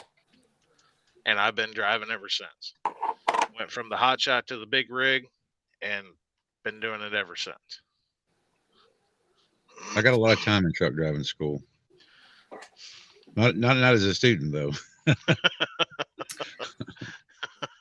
I yelled a lot in truck driving school. Oh, I can only imagine. I cried a lot in truck driving school. I made people cry in truck driving school. No, and it wasn't that anybody made me cry. Like, first of all, I'm not a crier. I'm not a cryy person. I'll tell you what, I was crying out of frustration because unfortunately I have this, I'm going to call it a disease. I have this terrible disease. It's called perfectionism. Yeah. So I'll have to take on it one time. I think I should be perfect at everything I do the very first time I do it, no matter if I've never ever done it before. This is why it's a disease. And I told you guys, I drove a Mini Cooper. I couldn't even drive a 10-foot box truck, let alone back up a 10-foot box truck. I was lucky I could parallel park or even back up my Mini Cooper. So going into school, like, why can't I do this? My brain is like, you should be able to do this, although I've never ever done it a day in my life. And then, of course, I was surrounded by these very toxic people that I worked with at FedEx who couldn't understand why I couldn't just one-shot it into the hole every time. Blah, blah, blah. So I had a bunch of things going on for me. And that created like this stupid, crazy anxiety, and I'm still in my head, but I'm a lot better than I used to be, So it's the more time I do it, the better I get. But I'll tell you what, I pull into a dock and there's a bunch of trucks there and I'm like, oh, I'm going to look stupid. Just like when my grandfather was in the truck, I'm like, oh my God, I'm going to grind a gear. I'm going to look like an idiot in front of my granddad. Like, perfectionism, it's a disease. I swear. When I went to go take the first test, after, showing myself everything, the instructor instructed me on how to do it. She said, you don't have to get up underneath the truck, but just point it out. Not taking in her advice is probably the quickest way to not get your CDL on the first try, because I was up underneath the truck. I was pointing shit out. I was like, yep, that's good. And she's like, you want to know something? I was like, what's that? And she goes, you've already failed because you've missed like 10 things. I'm like, okay. Technically by law, if you point at it, you can point at your tire or touch your tire with your little stick and call it you can call it a battery if you want to. As long as you tell me what you're checking that tire for and you touch it and tell me what you're checking it for, I don't mark you wrong. You can call it a battery, you can call it an alternator, but as long as you touch it and tell me that you understand what it is, what you're checking it for. Because when I went to instructor school, I failed all the instructors, in training, and they're like they trying to pull that shit over your eyes, and what it basically amounts to was we were a tight, strict school, but our training curriculum versus our grading, our teaching standard was higher than our grading.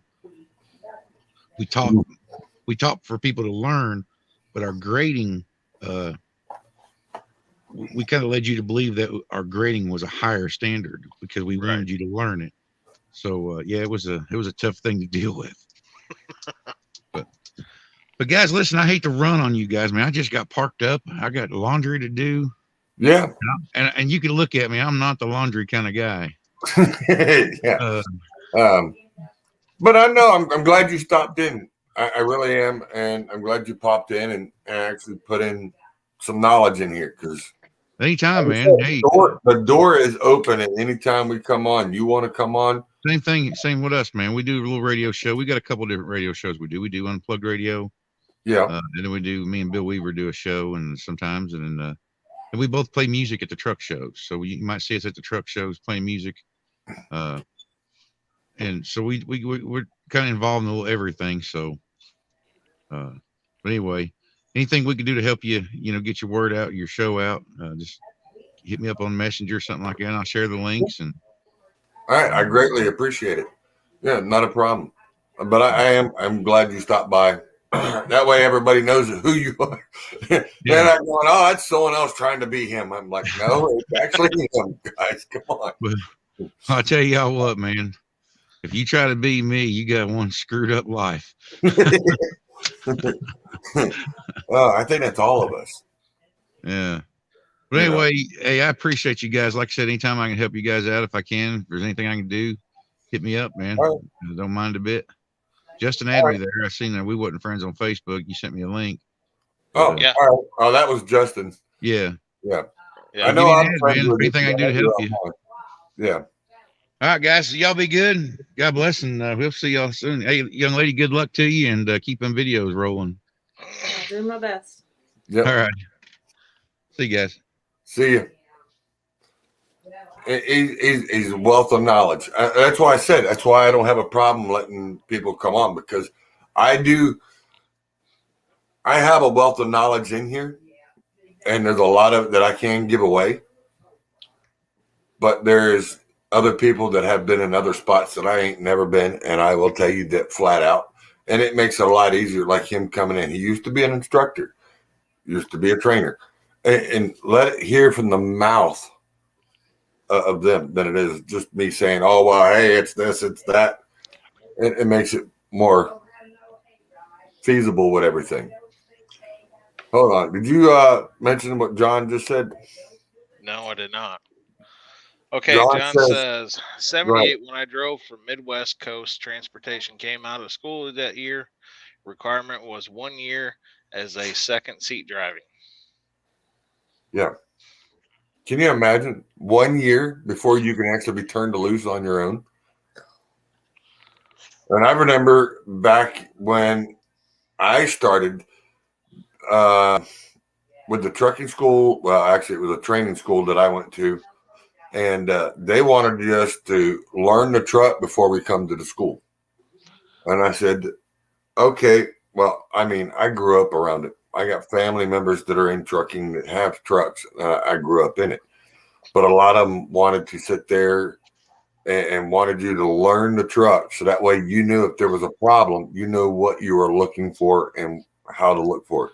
And I think that's what they need to start doing, because now that they're pushing teenagers, and they've already talked about it here in Tennessee of having instructors go to the high schools and start training 18-year-olds on trucking. I think they need to bring a truck into their workshop and be able to go through a truck first before they actually start driving it. Get to know everything about the truck. And that's just one of my pet peeves. And think they would know a lot more. So when they have a problem out on the road, they can say, "Hey, I can fix an airline. I don't have to call Love's or Petro and say, hey, I got a broken airline,' and be sitting on the side of the road for 6 hours." Yeah, that's Yeah, why I sitting keep on the tools side in of the my. road's not safe. No. No, it's not, and that's why I keep quite a bit of tools in my truck. Yeah, I found out. I got hit on the side of the road out in Colorado. Ouch, really? Yeah, I had my T valve malfunctioned on my truck, Uh-huh. and so it sucked the left tank dry, Mm-hmm. and I didn't know. Like I was, because I always read off of my right tank, Yeah. because my oh, what is that stupid little thing called? The Just little thingy, you Fuel know, the gauge? doodad. Those are my terms. The thingy, the doodad, the cadiddle hopper, whatever. But the sending unit read better on my right tank than my left. And I knew I was like 8,000 pounds in the box. So I knew that I could get from Minnesota to Aurora, Colorado on 2 full tanks. I knew it. And the truck like had no power. I'm like, well, what the hell? So I pull over to the side of the road. I'm across the white line. Truck won't start. So I'm like, okay, sounds like it's out of fuel. So I hop out on the passenger side as traffic's whizzing by at 75. And I look in the tank and there's fuel in that tank. So I'm like, well, I must be out of fuel on the other side. And when I first got the truck, the same thing had happened. And I thought they had changed the valve. Clearly they hadn't. So I'm looking in the tank and my brain goes, if somebody hits me right now, this could really be unsafe because I'm between the truck and trailer. So I go and I stand on the step of the passenger because Loves is calling me back. Mm-hmm. And I was telling him, like, hey, I just need somebody to pump the fuel out of the left tank into the right tank, you know, so on and so forth. No joke, as I'm saying that to Loves, because I hadn't even been there on the side of the road 10 minutes, Mm-hmm. somebody hit the back of my trailer. He had crossed over the white line and he hit the back of my trailer. So while I was standing on the passenger step of the truck, it threw me into the door and into the stacks and to the ground. Wow. I got a concussion, but you know, if any other situation would have happened, yeah, I could have been hurt far worse. Or I could be dead. So long and the short of it is, I was never a fan of stopping on the side of the road to begin with. I had never ever done it prior to that. Mm-hmm. So yeah, it's like there's no, I'm all about trying to know everything that I can know so that I am not in that situation on the side of the road. Like I knew I was out of fuel. I figured it was a fuel crossover. There was something going on there. And so many drivers these days are like, I don't know, the truck just won't start. Well, what's it doing? Is it making a clicking? Is it making it, you know, I don't know. It just won't start. They don't want to try to figure that out. And Yeah. that's the problem because if you can at least call for service and say, hey, it's making this sound, or hey, it's doing this, or hey, the truck is leaning to this side, I think I have an airbag, or just it helps expedite the process, which minimizes the amount of time you're broke down, which minimizes the amount of danger that you're in by being on the side of the road, so Yep. on and so forth. So I don't know. That was always my thing when I went over the road. I wanted to know everything I could learn, even though I was a company driver for a bigger company. I wanted to know how to do everything beyond change a light bulb and shit. They wouldn't even let me change a light bulb. Wow. So, oh yeah, they were anti you doing anything to your truck. Well, it's like the company that I work for, they kind of do the same thing. We actually have mechanics that actually go out every morning and do everything for these guys. But I tell them, go back out there and double check it, make sure. Yep. But they do. Some of them do, some of them don't. But that's their policy is they don't want you touching the truck because they figure you don't know what you're doing. And the policy is our mechanics, they'll check the truck, they'll check the oils, they'll have it running and be sitting there running for you. So when you get there, you just jump in the truck and go. But the mechanic isn't the one driving the truck. No, yeah. So while they're checking it, they're not driving. It's not their life on the line in essence. At least that's how I view it. Every time I get in the seat of that truck, that's my life on the line. So I don't care if I've had the world's greatest mechanic check it. That's still my life on the line, not his. Yep. So I've always been adamant about double checking everything. Mm. One day I'll learn how to rebuild a whole motor. It'll be awesome. That's a goal of mine. If it's a Cummins, Justin can help you out. But if he ain't a Cummins, I could probably show you a thing or two about Cummins. yeah. Actually, I got to do a rebuild on my engine. I'm hoping I can get through until the spring and get it done. How many miles you got on it? 1,000,005. Original, 1,000,005. According to Kat, because I don't really know any of the history, there is somebody on TikTok who they actually owned their company or whoever it is had bought 3 trucks that were all one. The VIN numbers were each one off. So he actually has the twin to my truck. So he's given me some history on the truck, but as far as a rebuild, I don't think it's ever been done. And if it's been done, it wasn't done by Kat. So I don't know. It pretty much has all the original injectors in it. I just had new O-rings put on them. They're pretty rough, but we just did O-rings in hopes to get me through instead of buying new injectors and then doing a rebuild, because it needs a rebuild. Yeah. It's not terrible. No, but cat parts ain't cheap. I'll tell you that. They're not. No. But you do a rebuild, and I'm gonna get the 4-year warranty. So you know what? I'll pay the money for the rebuild to have Kat do it and do the platinum. And I know it's stupid expensive, but for me, it saves you a lot of 4 time. years of peace of mind. Yeah. And the good thing about you going to take it to Cat is, like, if you have any other problems with it, you can go back to Cat for the warranty. So that's you can hit any cat dealer for that. Yeah. Well, I'm all for it. Covers parts and labor. Who would not want to cover parts and labor? Like, they always kill you on the labor anyways.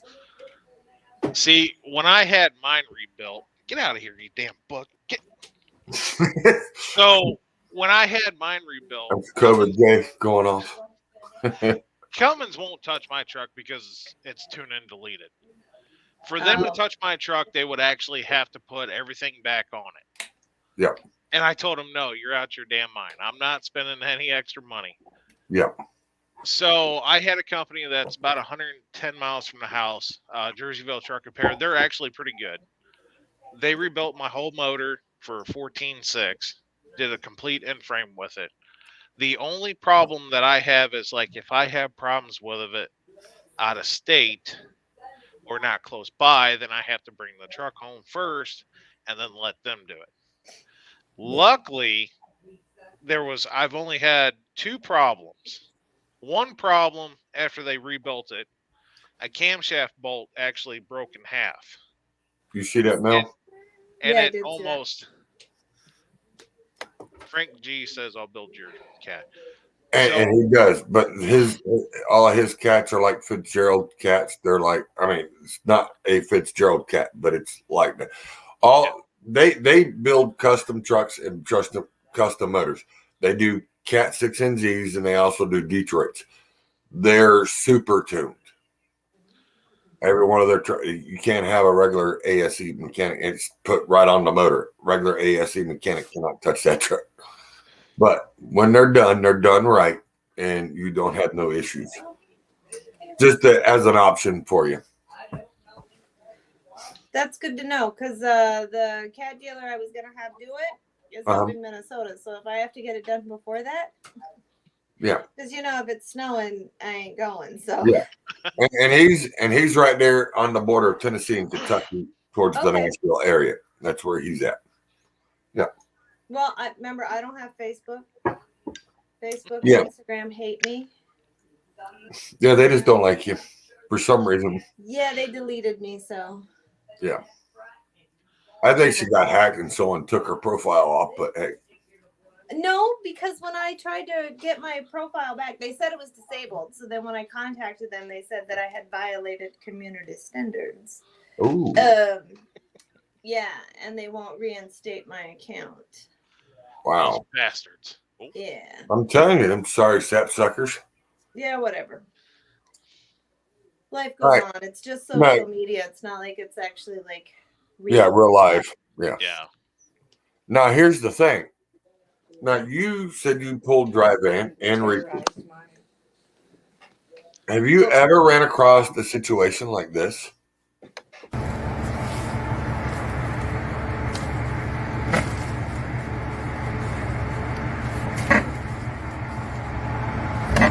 Holy shit.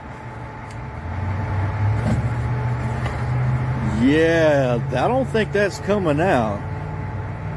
We weren't going to get that by hand. No, we were not going to get that by hand.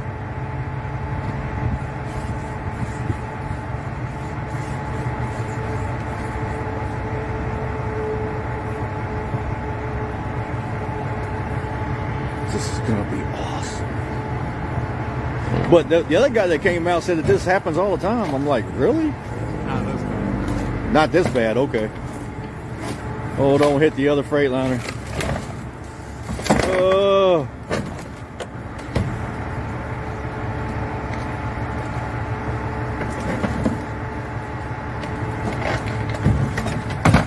Oh, it was hung up on the door thing. Okay. Oh, you got it? Okay. Yep. You got it? Yeah. All right. I see what it was hung up on a hinge. That's all it was. I don't see no fluid leaking. That was what amazed me, but I did hear air blowing out earlier. Yeah, I could have hit the... So I don't know if I'm going to have, I think it's at 60, the secondary. Okay. Primary still, last time I looked at it, was at 100. I think I got lucky. He thinks he got lucky. I like the part where the guy tried to go over there and pull it out the first time. Have you seen that? I mean, and the guy sits there and says the guy that come out from the warehouse told him they see that all the time. They see that quite a bit. I'm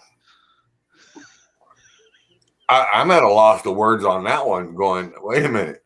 I mean, did you decide to just get far enough and make a ride hard turn and leave the door open and just, well, hey, how you doing? You like a new, here, I'm going to give you a new breather hole for your motor right here. There are no words. I would be in jail.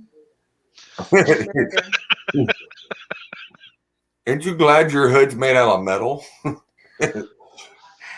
That's the one thing I can say that's a plus with having a long hood, Pete or KW, is that you do have metal in the hood. Yeah. It's not all fiberglass. Yeah. I mean, there's that, but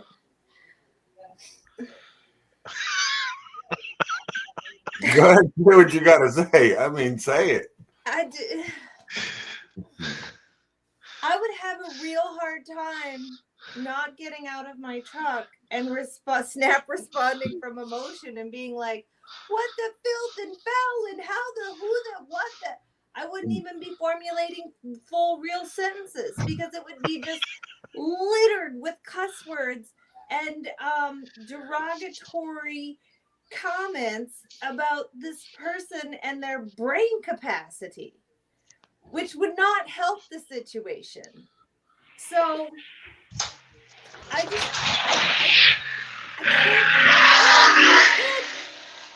If they're doing this, if this has happened more than once at this facility, how does this person still have a job? Secondarily, you're buying me a whole damn new truck.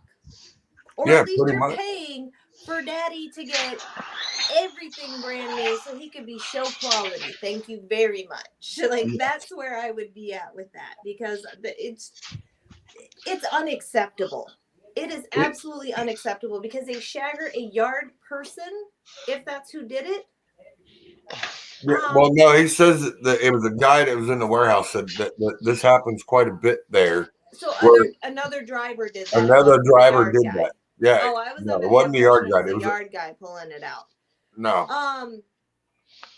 Yeah. No, 'cause I guarantee you that guy wouldn't even have a job if he was a yard guy and that happened. Because Yeah, now right. that company's out at least 30 grand for a new hood, whatever airlines and that has to be fixed, AC lines, and then a bumper, and then it happened to be towed to be fixed. Yeah. Exactly. So, like for me in that situation, and you guys might want to call me money hungry or whatever you want to call me, but I'll tell you what, the company that owns the truck that did that to me, I would have a damn near brand new everything on my truck. And I would, this is going to sound really greedy, but I would sue them for everything. You would have to. Yeah. John says he's never seen one that bad. So I guess, see, John pulls a reefer. He works for Potato King out west. Runs from Minnesota. He runs from Minnesota too, or I'm sorry, Wisconsin out to Washington and then back. Yeah. Well, I know John said he was on this trip. He was actually headed to California, so he's running on that run right now. So, and we got another friend of ours, Carla Williams. She runs for Potato King. She runs reefer, and she runs out to California picking up and that in different locations. But I've never heard her say that she's ever seen anything that bad or seen anything happen like that while she's been around. But it don't mean it ain't ever happened. Mr. Roger McDucky Duck. What's up, Roger? Roger's a new guy too. He's been a plumber for 30 years. And he just bought his first truck, and he's getting into the trucking industry too. So he's watching and learning from what you've got to say, what other people's got to say, and taking all the knowledge in that he's trying to do. But he says on the other video, it said it was the yard jockey that did that. I don't know because I didn't see it because I didn't have that. So I don't know. Mr. McDuck, I don't know, sir. I didn't see it. Just letting you know. So I am going to take a real quick break, and I'm going to play a couple of videos real quick so we can take a break and get back to what we were doing. I'm going to start off with this one.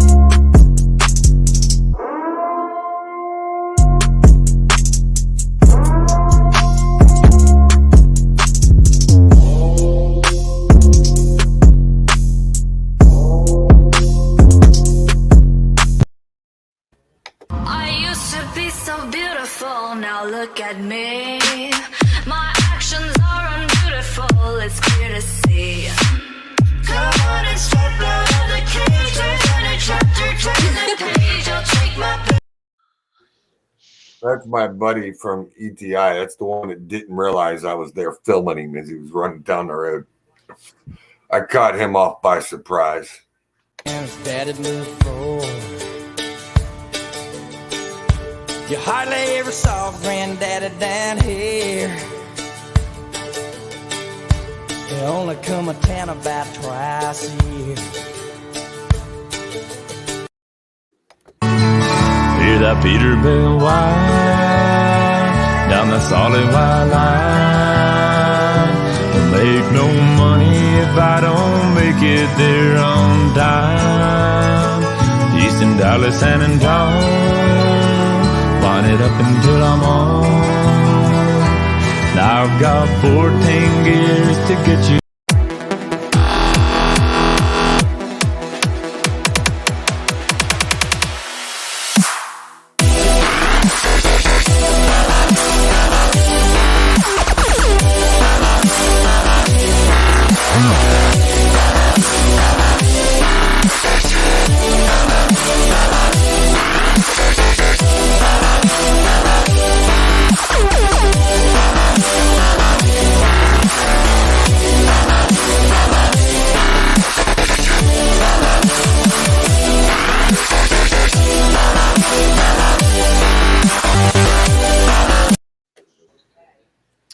And we are back. I want that Mac trailer. Yeah, you like it, don't you? Yeah, I do. It's got lights all over it.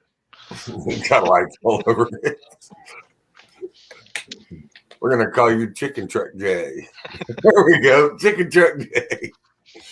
Let's see. Nick says I have done that before, but it was stuck in a dock door. Oh, I do remember that. Wow. Would you like to Yeah. enlighten us on that story? I know he spent most of the time This doing is his work. brother he's talking about. I know he spent most of the time doing work. The guy only showed up and did like a couple things and had to get some other stuff. And my brother threw that damn door up there and told him to start hinging to some damn thing. And they had it done within like 30 minutes or something. But the guy wanted to take forever just to do it. Wow. But the door got hooked up on the dock? Yeah, it actually got hooked up on the dock. I think it came unchained. And then it got hooked up on the dock. And then when he pulled out, the door got hooked up in between the trailer and the dock. So if I remember right, they had to pull the door off. Or no, he actually pulled the door off with the truck. He ripped it off. And then he had to call a mobile mechanic to come out. And that mobile mechanic, man, he wanted to take forever just to put the damn thing back on. Well, he was getting paid by the hour. So, yeah, he was taking his time. As Nick, your brother, says, good times, man.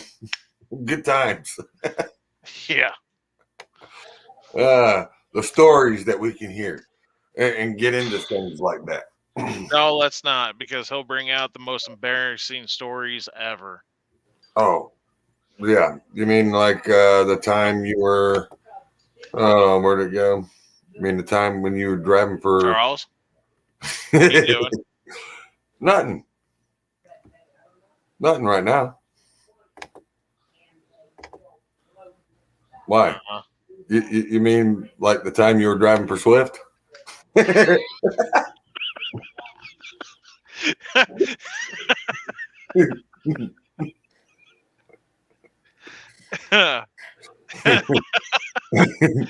that's not even right. or when your Peterbilt was a Flintstone-mobile? Oh God. I hate cut and paste. I mean, it looks like a good job. I mean, hey. God. But hey, there's your brother when he was driving the Volvo. That's probably one of the best ones I ever did. This is what they do back and forth. This is what we get in the side chats, and we get into it. And then you got that's who I haven't seen out here tonight. We call him Lunchbox. But that's Robert Pennington. But we call him Lunchbox, and as you can see, Justin made him a Biden fan. Hey, can't be any worse than the Biden semi that we did at dinner. Yeah, that was pretty good too. That was It that really was a pretty good one. Yeah, that was. Yeah. So this is usually where we come into the cut up hour of things. Yeah. Let's see. You can hang out if you want, or however you want to. It's not that we're twisting any hands or arms around here. Justin's already done robbed me of mine, so it's no big deal. Oh hell! What'd you send me? I didn't send you nothing. No, not you. Oh. Oh, Roger McDucky Duck. No. Oh, yeah. Oh, yes. Uh-oh. Hold on. Good evening. This is coming from Day Colopy. She says, good evening. How are you doing? A little bit of the show. Can't even imagine how a trailer door got stuck inside of my tractor like that. I would absolutely have lost the words in my filter probably, but would not work. Yes. Meaning she would do the same thing. She would go completely off the chain. Which I don't blame her. I would too. and for like me and for Mel, where she's an owner operator also, Yes. it's more personal because our trucks are our babies. Mm-hmm. Yeah. If something happens to them, if somebody looks at my truck wrong, I just want to go ring them and throw them around a little bit. Now, as a company driver is going to say, "Oh man, that sucks. What am I going to do now?" Now he's got to be on the phone for however long. But Oh, now I see how that happened. And I'll show you the video. He actually come out and made a left-hand turn. He actually went across the nose of that truck. oh wow, Yeah. He actually pulled it out and went across the nose. That's how he ended up with that door stuck in the side of his hood. So thank you, Roger McDucky, for sending me the other video. Appreciate it. Yeah. And I won't put that on there because that one's actually got some pretty good words on there, and I really don't want to have any issues. No, not tonight. Not tonight. That wouldn't be a good thing. Who else? John 3 sent me another one. All right, we're good. That was all those. Let's go back over here to and then this is another friend of ours, Scott Granger. But another guy that we know, did this video, but it's pretty funny. And it's only because we know how Scott is. And Scott didn't decide to show up tonight. So this is what he gets for not showing up. Let me show you what you're missing. A brain. So and Scott gets to miss out, and he gets to have the joke of the night. We get to pick on him. Scott always gets the joke of the night. John says, let's see what he says. I got one I should send. The other Charles has to do with Dave Frost out there in the corn patch. Been pulled out. I'll be fueled by K-Whopper. All right. All right. So that must means he's got another video that he's going to send me that someone else has been pulled out. And that was Dave Frost, another driver that we all know. But yeah, I mean, we try to get into the details of the story. We want you to get your story out there on what you do, what you're about. Oh, look, you popped in. Our Cajun friend. Our Cajun buddy. Oh, Hey, it's Mike. Jay, and he has the stash of the night. Yeah, they've been calling Ron Jeremy with the mustache. They've also called him Little Hitler. I mean, it's one of those running things with Glenn. But Glenn is the man that has the truck that's behind us on the background. That is his truck that you've seen in the video. That's his baby. Yeah. And that right there, that bad boy right there will run. And Glenn goes, "What? DOT who?" Yeah. He's one of the he's a good driver, but what did Glenn say? Drunker than Cooter Brown right now, LOL. Oh, and that's because he's been out there catching blue crabs, and he caught a whole bucket of blue crab. I seen it today. He had blue crab, and they were going out and getting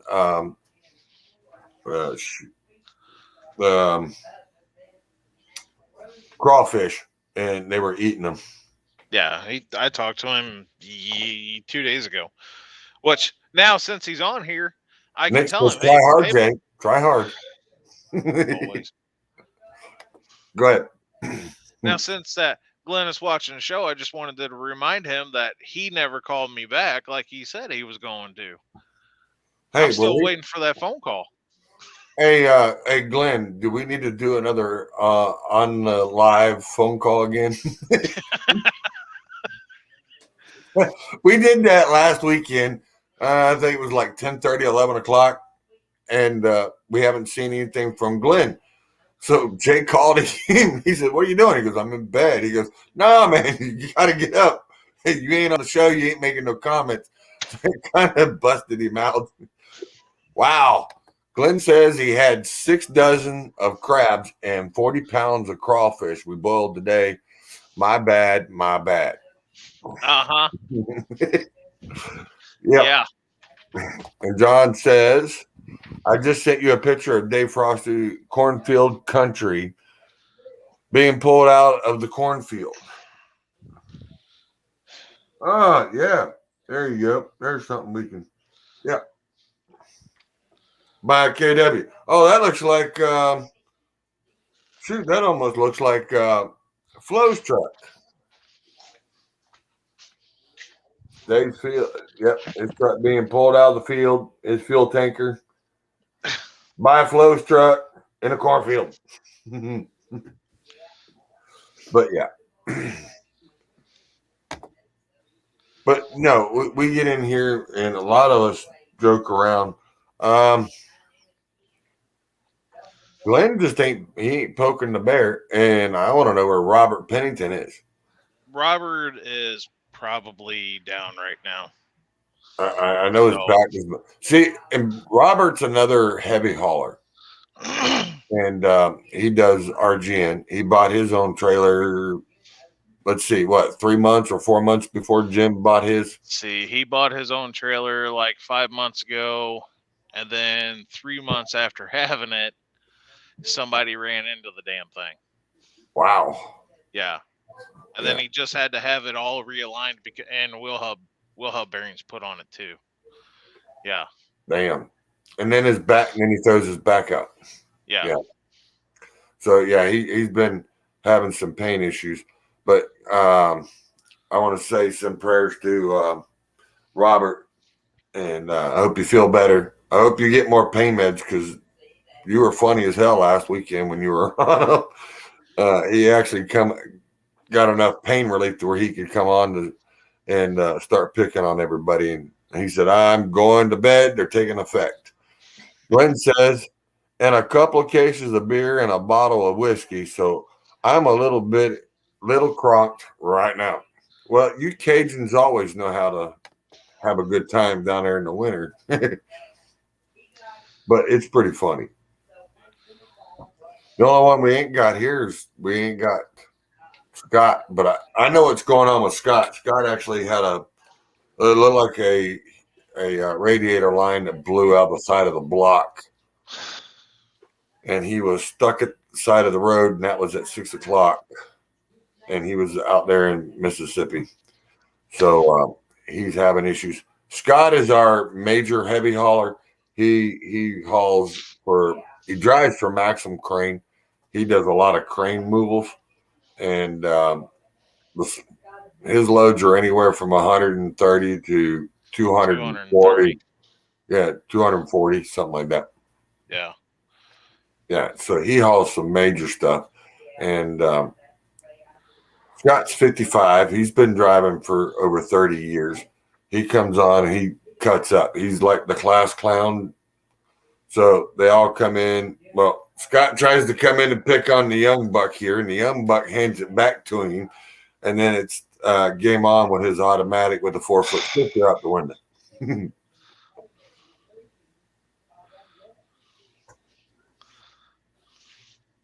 Hold on, what? Oh, Glenn says he had to stop drinking. I have to go and rescue a friend that broke down 3 hours away tomorrow morning. Oh, so you're gonna have to get up before his 10:30 a.m. wake up. Yeah. Yeah, major extension on that automatic shifter. Yeah. Man, Scott's still getting in the ain't even here. But Scott likes his automatic, which I won't down an automatic because I've seen the weight that Scott pulls. He's got a T880 quad axle, and it's got the Kenworth Eaton Fuller 18-speed automatic, which he has not had any problems with. He's had the truck for, I want to say, about 3 years now, 2 years, 3 years, and he ain't had no problem. problems with it, which a lot of people say, oh, it don't handle very well pulling weight uphill, downhill. Scott's never had a problem with it, and he says he loves the way it runs.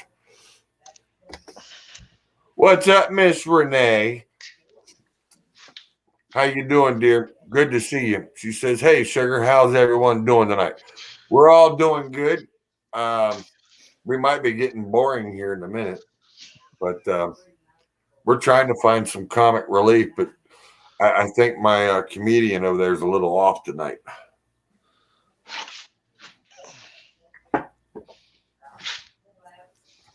Yeah.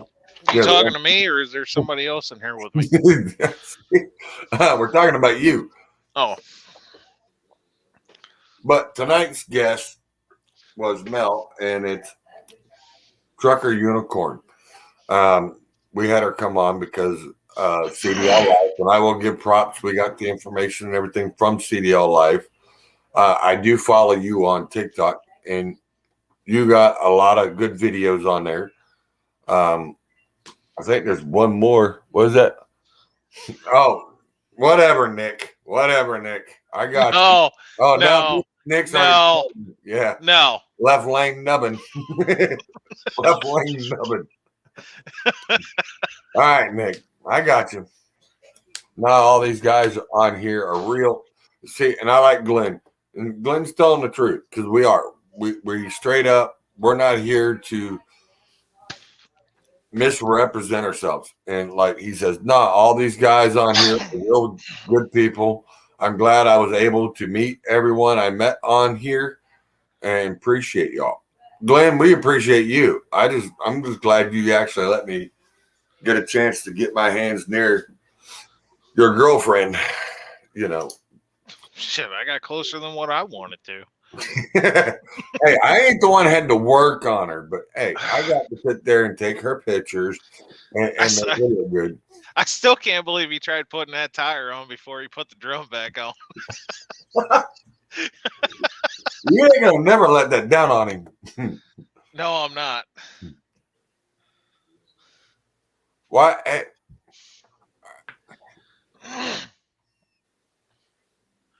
Oh, is that what it is? Glenn says you held her drum.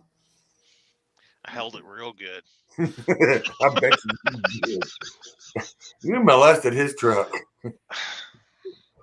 It was there. It was there. It's been a while. I ain't gonna pass up a good time. I know, because you didn't get to play with yours. Yours is in the shop. Yeah, no shit. No, that was the weekend. No, he was there. Your truck was there, because that's the weekend you fell off. You ended up on your back because of the breaker bar, trying to break loose the bolts off of your rear end. Trying to break loose the U joint. Yeah. Housing. Yeah. It doesn't work when the pry bar is already bent from your pickup truck and a chain. As Renee says, laugh all you want, boys and girls, but you can't tell me you ain't done something just as stupid at some point. You ain't.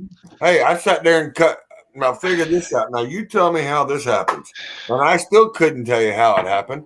I actually got into a spot and ended up tearing part of my mud flap. So I went back there and pulled out my pocket knife, went to cut the mud flap off. I got the mud flap cut off, but I ended up almost cutting half my finger off. With one hand, I still ended up cutting almost half my finger off. So figured out how I did that. But with her saying stupid at some point, and I know my brother's watching, I'm gonna ask him what my nickname is before his wedding. Ooh. Because he knows. As Glenn says, it was a rough couple of days. I still can't believe I was leaving it off either. Glenn, you had some problems. His truck is a 6NZ too. He how'd you make that custom fit fuel line? How did that work, Justin? So you know, on the Caterpillars, how it's got the metal braided line for like the fuel lines and all that stuff. So there's no one in my town that makes metal braided line. So we went up to O'Reilly's and had a 4,500-pound hydraulic hose made, and it's still on his truck to this day. Yeah. Yeah. Yep. As he says, it's still on there. It's still on there too, and it's still working. Now I can say, as Glenn being in that truck there, because when I was doing that video, he slowed down for me on the second part of that video, because I got one where I was trying to catch up to him, and yeah, it was kind of funny because I was having to push it really hard just to keep up to do the filming on this truck, because he says, I'm going to be in Louisiana. Now, granted, we're sitting just south of, we were at exit, I met him up there at exit 36 at the Davy Crockett on 81. All right. He says, I'm going to leave here. And this is like 5:30 in the evening. I met up with him, finally caught up to him. And he sat there and he goes, yep. He goes, we need to hurry up because I'm going to be sitting in Louisiana by 2 a.m. I said, do what? He goes, yep, I'll be sitting in Louisiana. I'll be at my house in 2 a.m. And he lives just outside of New Orleans. And I was like, wow. He goes, yeah, me and this old truck, we're going to, well, your brother finally did come back with your nickname. Yeah, because he had to text me about it. Yeah, fuzzy fingers. Fuzzy fingers. What the hell? I can tell you this: there was a lot of alcohol involved, and a pull-out couch. I don't want to know. That's all we're going to go into that subject. Yeah. Well, Renee says it. I'll let you read that, Justin. You read that. Okay, Renee says a pair of sheer energy and leg pantyhose will work as a belt. When the Serpentine got me 312 miles, saved the hook bill. Yeah, it does. And I've also seen, what was another way that I saw too? I saw a guy actually put a socket on a drill and do it that way too, put it on high speed. And I've seen a guy do it with a chainsaw too. Doing it with a chainsaw. Yeah, actually, what was it? He had something actually made up to where he could put it around the alternator pulley. If he threw a belt, you could actually take your chainsaw out, put this homemade like spindle on it, and then wrap it around the serpentine belt or the pulley for the alternator, and then fire up that chainsaw. But here's the thing. I don't know how many of y'all, but I don't remember too many of us carrying around chainsaws in our trucks. I mean, Mel, do you carry a chainsaw in your truck? No, but I do have extra belts and a waxing kit. Wax my legs in the truck, but that might work. No chainsaw. That might work. No chainsaw. That's only if the belt starts squeaking. You can just wax it down a little bit. It'll keep it from squealing. There you go. No, that's deodorant, isn't that what they say? Yes. Yeah, you can deodorant. Long as you're using the not the liquid, but the other, powder. The hard, the white powdery stuff. Yeah, the good white stuff. That's the what good white chunky stuff. And as Glenn says, I drove straight home from there, from North Virginia, straight home. Yeah, straight home. And I guarantee you that truck was not under 100. Guarantee it was not under 100. Because I can tell you right now, we were doing at least 80, 85, 90 filming. And I'm like, come on, Glenn. He's like, what? And then he picks up the speed. He says, oh, I just barely touched the throttle. But he won't tell you that thing underneath that truck that it's pushing close to 1,100 horse. He's got a hyped up C18 in that truck. Yeah.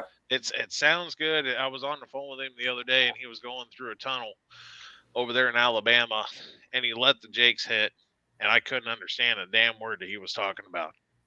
Yeah. All I heard was Jakes. Yeah. Out of that truck. The Jakes sound real good in that thing. Oh, listen to me. Oh, it's only a 425 cat. What? 425 with dual stacks? That's Maybe how many miles are got on a it? little kitty with a 300 horse single stack. Yeah. Look at him with his little hand gestures. I don't know. It's not me.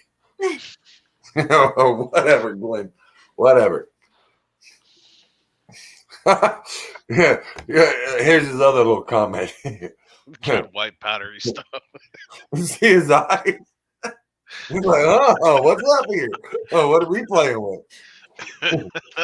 All right, Glenn. But no, I mean that truck will ride out. I mean, and on top of that, he's got a little 18-inch steering wheel, 18 or 14. It's an 18, ain't it? Yeah, I think 18. it's 18. Yeah, it's a little 18-inch steering wheel. This big old guy in this big old truck, and it's a chain steering wheel, little 18-inch chain steering wheel. He goes, no, I gotta keep turning before I can get turning. I said, only you, Glenn, only you. Hold on, what'd she say? I apologize. I was late to the show. Who is the young lady? Would you like to? Renee Kissinger would like to know who you are. I'm Mel. On TikTok, I'm Truckin' Unicorn. And Cdllife happened to snag one of her videos off of TikTok and do a thing on it. Yep. What Glenn says, tried Coke once, didn't like it, got the ice cube stuck between my wheels. And it's a 14-inch, like I thought. It's a 14-inch steering wheel, not an 18. 14. That's a little steering wheel. Tried Coke once. He's funny. Tried Coke once, got the ice cube stuck between my wheels. I don't even want to know how you were doing that, plus shifting gears, Glenn. I really don't. Hey, but you can hide it because that whole inside of that truck is pure white. So, hey, whatever happened, you don't know. Hold on. Where did it go? It's not on this one. No, it's not on this one. It's on the other one. What, a picture of his stash? No, I already got rid of that. No, you mean his bubble? Yeah, it's not a stash. It's more like his shiny side. It's like an older tan Mr. Clean. That's what it is. All right, so I will show you. This is Glenn. This is who we're talking about. That's Glenn. He's our raging Cajun. But he's funny as all get out. But he's our raging Cajun.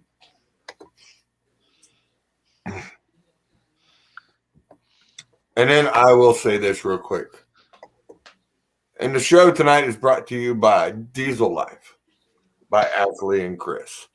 Go online and go to Cdllife.com. You can find all your merchandise and everything that you want, from decals to stickers to shirts, sweatshirts, sweatpants, you name it. They pretty much got it, and they do have it in stock. So go and check them out. And that's Cdllife.com. Yep, got to get my plug in there. Yep. What's the matter? Glenn says half Mexican, half Cajun. I'm pretty much a mutt. He's funny. he's actually a cool guy to hang out with, Mel. Yeah, he really is. He really is. Down to earth. Yeah. When it comes down to it. Yeah, he's down to earth. But he likes to cut up like the rest of us. It's kind of like he kind of talks and walks like Cheech and Chong when they're high as fuck.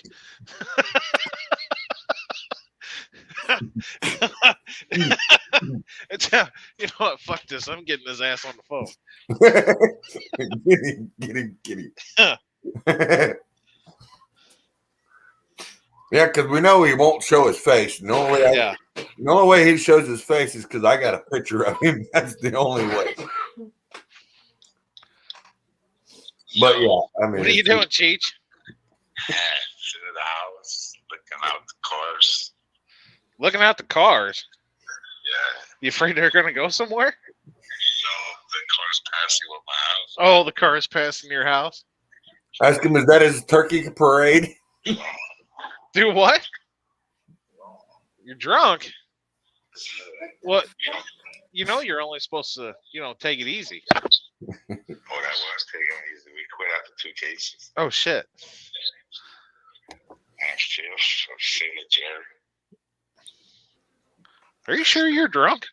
Hold on. I gotta put you on mute for a second, Justin. I have no words. Oh, she muted. It's penises. You all right? You okay over there? Mel? Yeah. All right. Yeah. All right. No, my mom was watching TV and is she? She got weirded out by a commercial. It was a commercial with a carrot that was not straight. It was yeah, I've seen that. I have seen that commercial. It's carrot.com. Yes. So Yes. I was momentarily distracted, but trying to determine if it was really a carrot or if it was something else on the TV. It's a carrot, but they are talking about something else. Yes. Yes, it is a carrot, but they are talking I don't about really the watch other. a lot of TV or movies, so when things like that pop up, I'm like, is that really on TV right now? Yes, there's a lot of things you wouldn't think that would be on TV right now. Yeah. I'm gonna get back to Miss Renee. She says, "Okay, hello, trucking unicorn.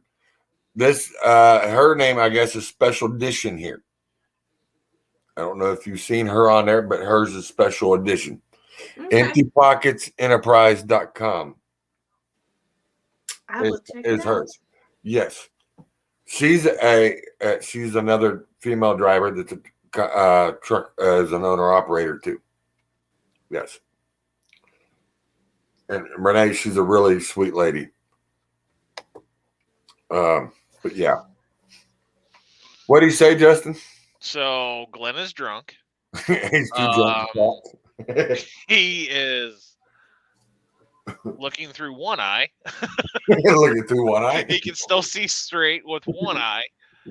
And he's got to get up at 5:30 in the morning to go help a friend. I told him we'll go to bed. And he goes, "Nah, man, it's still too early." It's funny to hear him talk when he's doing that in his Cajun accent. I mean, it really is. But I mean, like Captain Jack from the Pirates. Yeah, it's pretty. I mean, funny. he didn't sound like he was drunk. I mean, that's his normal ordeal right there. But I mean, maybe a little bit slower, but maybe a little bit slower. Wow, wow. Where do you go? Hold on. Then this was one of their trucks. That was the twins. The other one was almost a match to it. But yeah, he used to haul RGN too. But he had to be careful with his weight. If not, he would have hung it up. That sounded real good, Justin. I know, right? What were you doing? Well, that's part of that fuzzy finger ordeal. Yep. And then I don't know, have you ever heard of trucks with room to spare? For what? Trucks with room to spare. Uh-uh.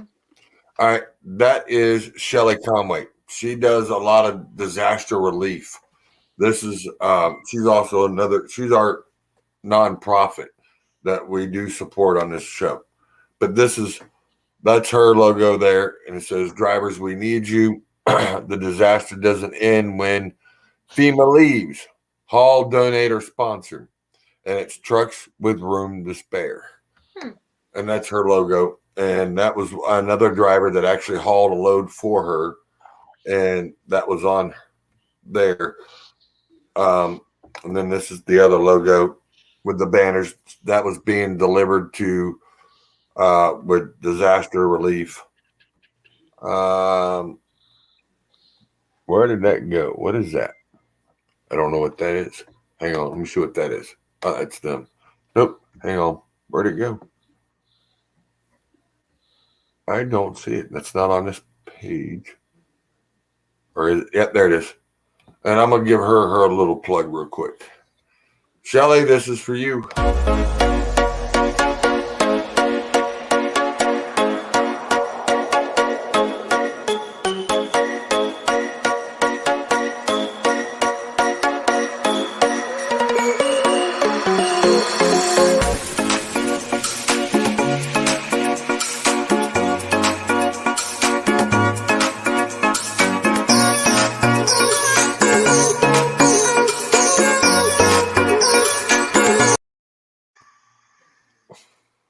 And that was for Shelly Conway, and that's with Trucks with Room to Spare. So if you guys, because I know winter's going to get hit, and we're going to be needing things, and they're going to be needing things all over this United States. So she likes to do stuff to help out. Let's see. What did Glenn? Oh, hold on. The truck was white and blue, white with a blue frame.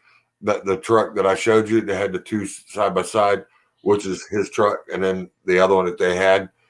And that's what he was letting me know. It's the white truck with the blue frame. His is the white truck with the red frame. And Renee says, "Sweet. Welcome, you sugar." Let's go over here. Welcome, you sugar. But I got 5 ex-husbands, which strongly disagree. Because I sat there and said she's a sweet lady, and she says I got 5 ex-husbands that would disagree. Thank you, Renee. I like the compliment, and I appreciate it. You are a sweet, sweet, sweet lady, and I will say that all day long because you are. And yeah, we know you can't even spell. Glenn, are you sure? FEMA. FEMA.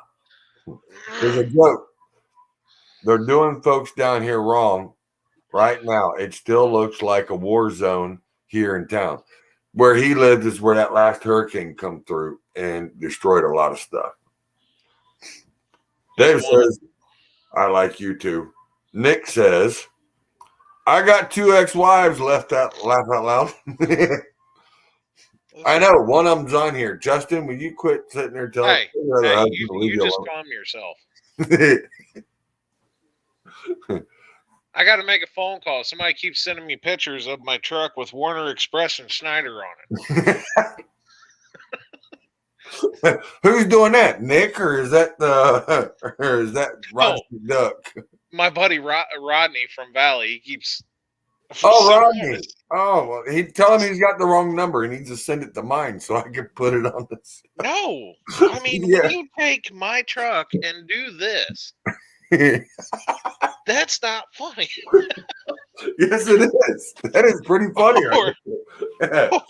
It looks good on that white. I'm telling you. There you go. Even better. Oh my God. I'm trying to find the one where he's in a girl skirt, bent over, looking at a car and asking what truck he drives. Can't find that one. I know it's. Glenn says, I typed that drunk-eyed open. Nick says he's going to be my 3rd ex-wife. You're going to be his 3rd ex-wife. Oh, no. Oh, no, sir. Right there. No.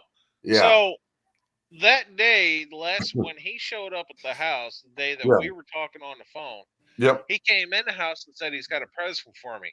Well, thinking it's, a really nice present. Oh, no, he pulls me out to his truck. It's a clutch fan for his truck. He wants me to put it on for him. Well, it was a surprise. It was a present.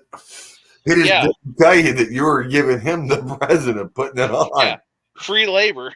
Yeah, see? You can't go wrong with free labor. Really can't.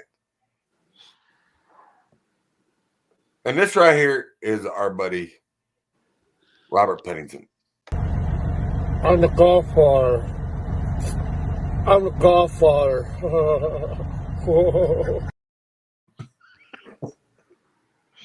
And he was picking on that was picking on Jim Bailey, because Jim Bailey, we call him the Godfather, because when he speaks and you look at him, he demands respect when you talk to him. What the hell is that?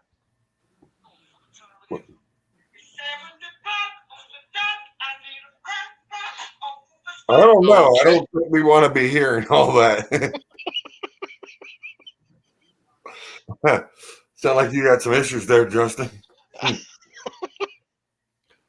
But Glenn sent me this last weekend, and this is something that most drivers, good thing he was paying attention, but his load shifted when he did the best that he could, because his load shifted, broke 3 straps.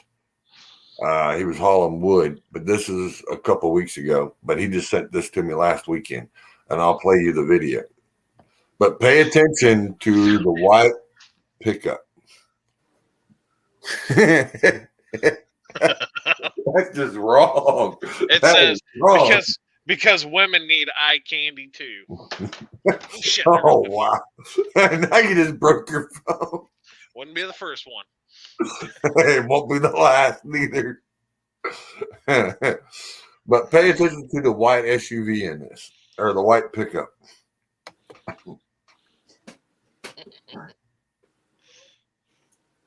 I like them apples.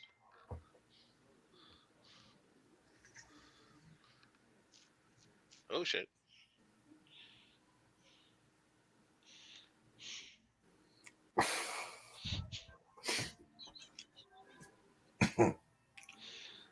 Yeah, that was close on Glenn. That guy, he didn't even stop at the stop sign, just rolled on out. It was a 75-year-old man, didn't even pay attention that he was there coming. It was actually one of his buddy's friends. Yeah, friend's dad. Yeah. After we found out after he found out everything that was going on. Oh, hey, there you go, Justin. You need to read it. It's all yours. As at least he not in heels and a dress walking around. No. Charles, no. Leave it alone. Don't do it. Because I know you got incriminating stuff back there in the back. I know you do. Leave it alone. As Nick says, I'm not stupid. Laugh out loud.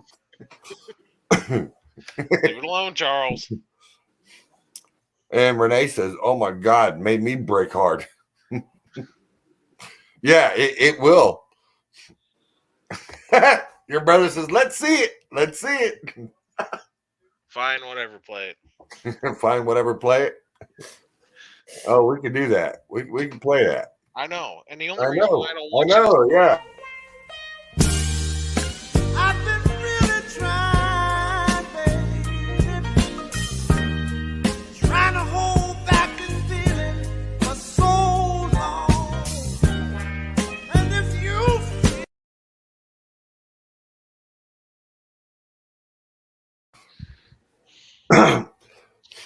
See, Nick, he can walk in heels and still strut it around the fuel tanker. That's just wrong. Glenn says, play that video for him walking around his tanker. Robert just popped in. Yep. Robert said, COVID J. What's up, Robert? We just played you a minute ago. Your Alexa's going to start playing, Mom. Alexa, cancel. Some driver sent me that. Sent that to me. Yep.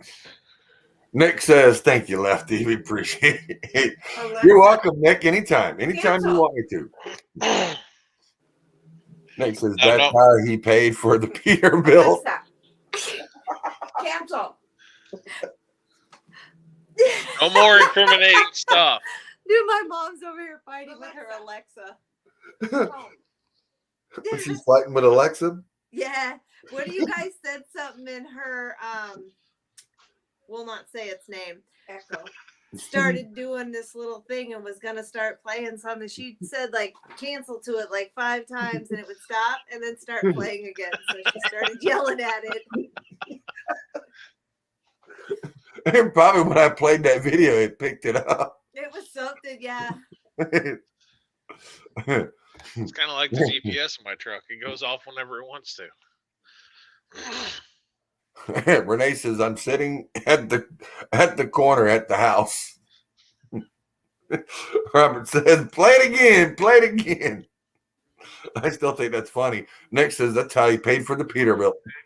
Hey man, $20 is $20, right? Well, he used to have a black light to set on the back of his truck, and his pogo stick was a lot taller. So, I mean, I still got the pogo stick.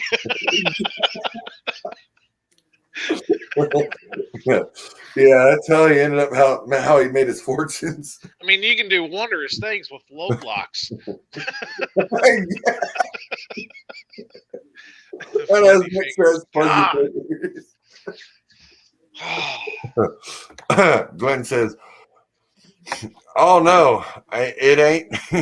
It ain't needed $20 that bad." I mean, I agree, but you know, there are people that will disagree. Well, I'm telling you. I mean, for a nice hot meal. I mean, Glenn. I mean, you know what I mean, Glenn. I mean, for a nice hot meal and $20, Justin will walk around in a set of heels around the truck stop. Man, I will strut in those heels for you for $20. I still like her cat. That is a pretty cat. My dog keeps scratching at the door wanting me to come inside, but I ain't going in there yet. Hey, as John says, y'all are nuts. And Dave says, still $20? Still $20? Nobody ever said I was the brightest curl crane in the box. Or the brightest light bulb in the tool shed. You know, there was a saying that Dad always said, and I'll keep this PG-13, but we won't go there. Hey, Robert said it's not a hot meal. It's just only warm. Robert. Now here comes the good ones. You do when you blow up a Cummins.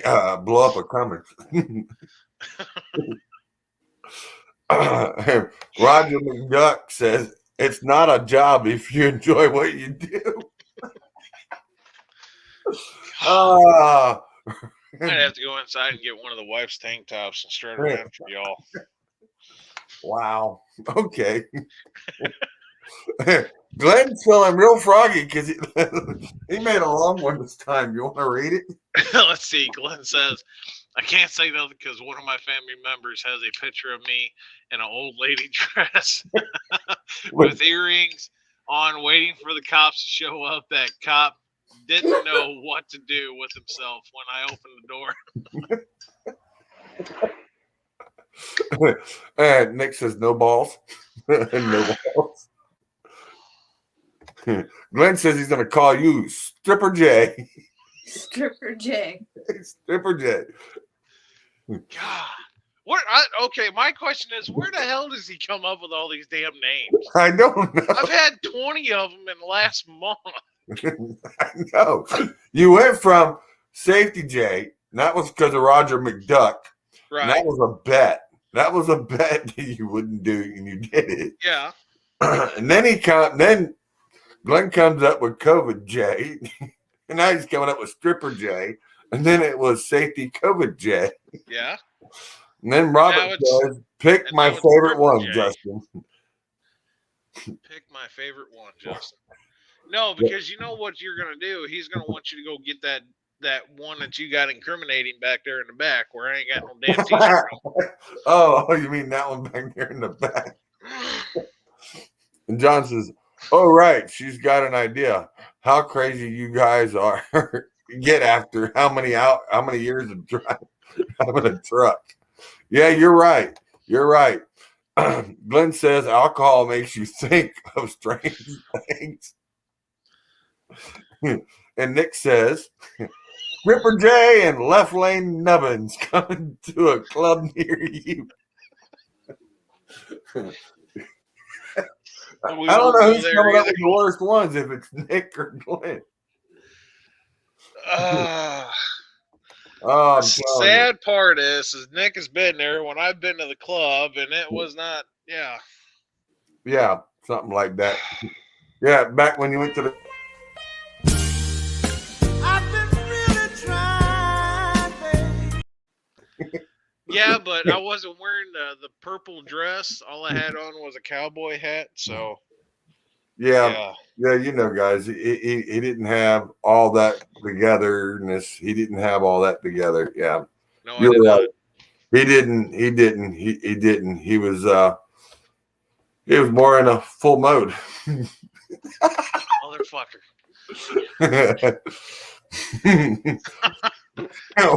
What are you doing, Justin? You playing around with the cameras again? I ain't doing shit. I know you're sitting there. God, quit it, damn it!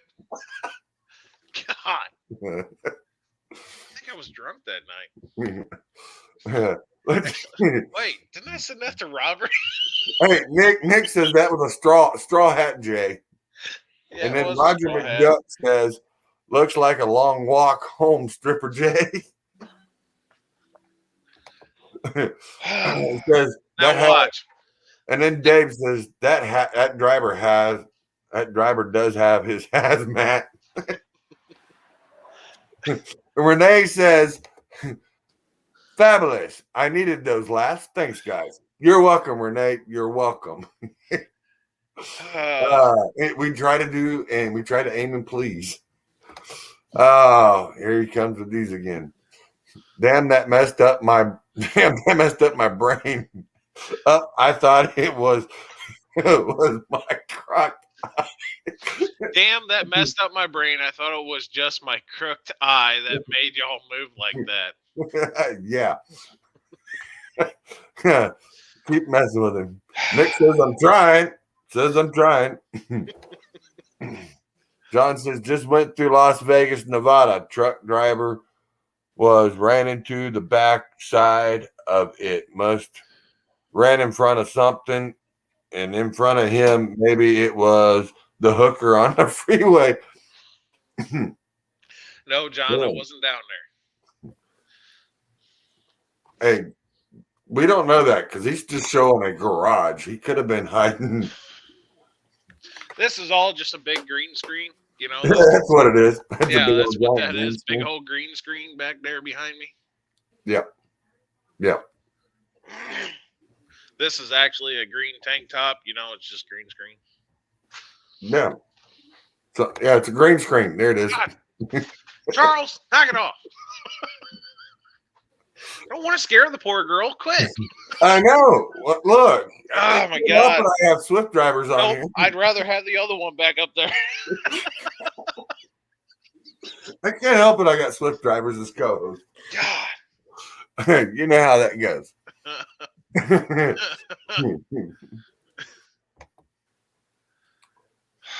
Hey, by the way, there, Robert, how you been feeling? As John says, hologram. That's what it is. It's a hologram. What did Glenn say? Could have put not a broke truck on the green screen. Nick says, "Send me that picture." That picture, Lefty. Oh hell, he wants that picture. No, Charles. No. Are you sure? No. John says, "You're not as mouth." What? Not as mouth ain't got no shit on me, Santa Claus. I love Santa. John is Santa Claus. John is Santa Claus. I gotta pull up a picture. You'll find him. It's John Freeze. All right, Robert's back. Glenn says, "Buy a Chevy. You won't have all of them broke trucks." No. Chevy's. I mean, they say a Chevy's like a rock because it just sits there. I don't know about that. Meowie, stop. I can tell you right now, there ain't a Dodge that would touch it in the long run. Yeah, you might have me on the go, but you ain't touching it in the long run. Charles. I'm just saying. Charles. Charles. Robert says I'm back. Charles. Hey, I don't want to hear it. I got a truck that'll reach out and touch you. Just because it's your Peter don't mean nothing.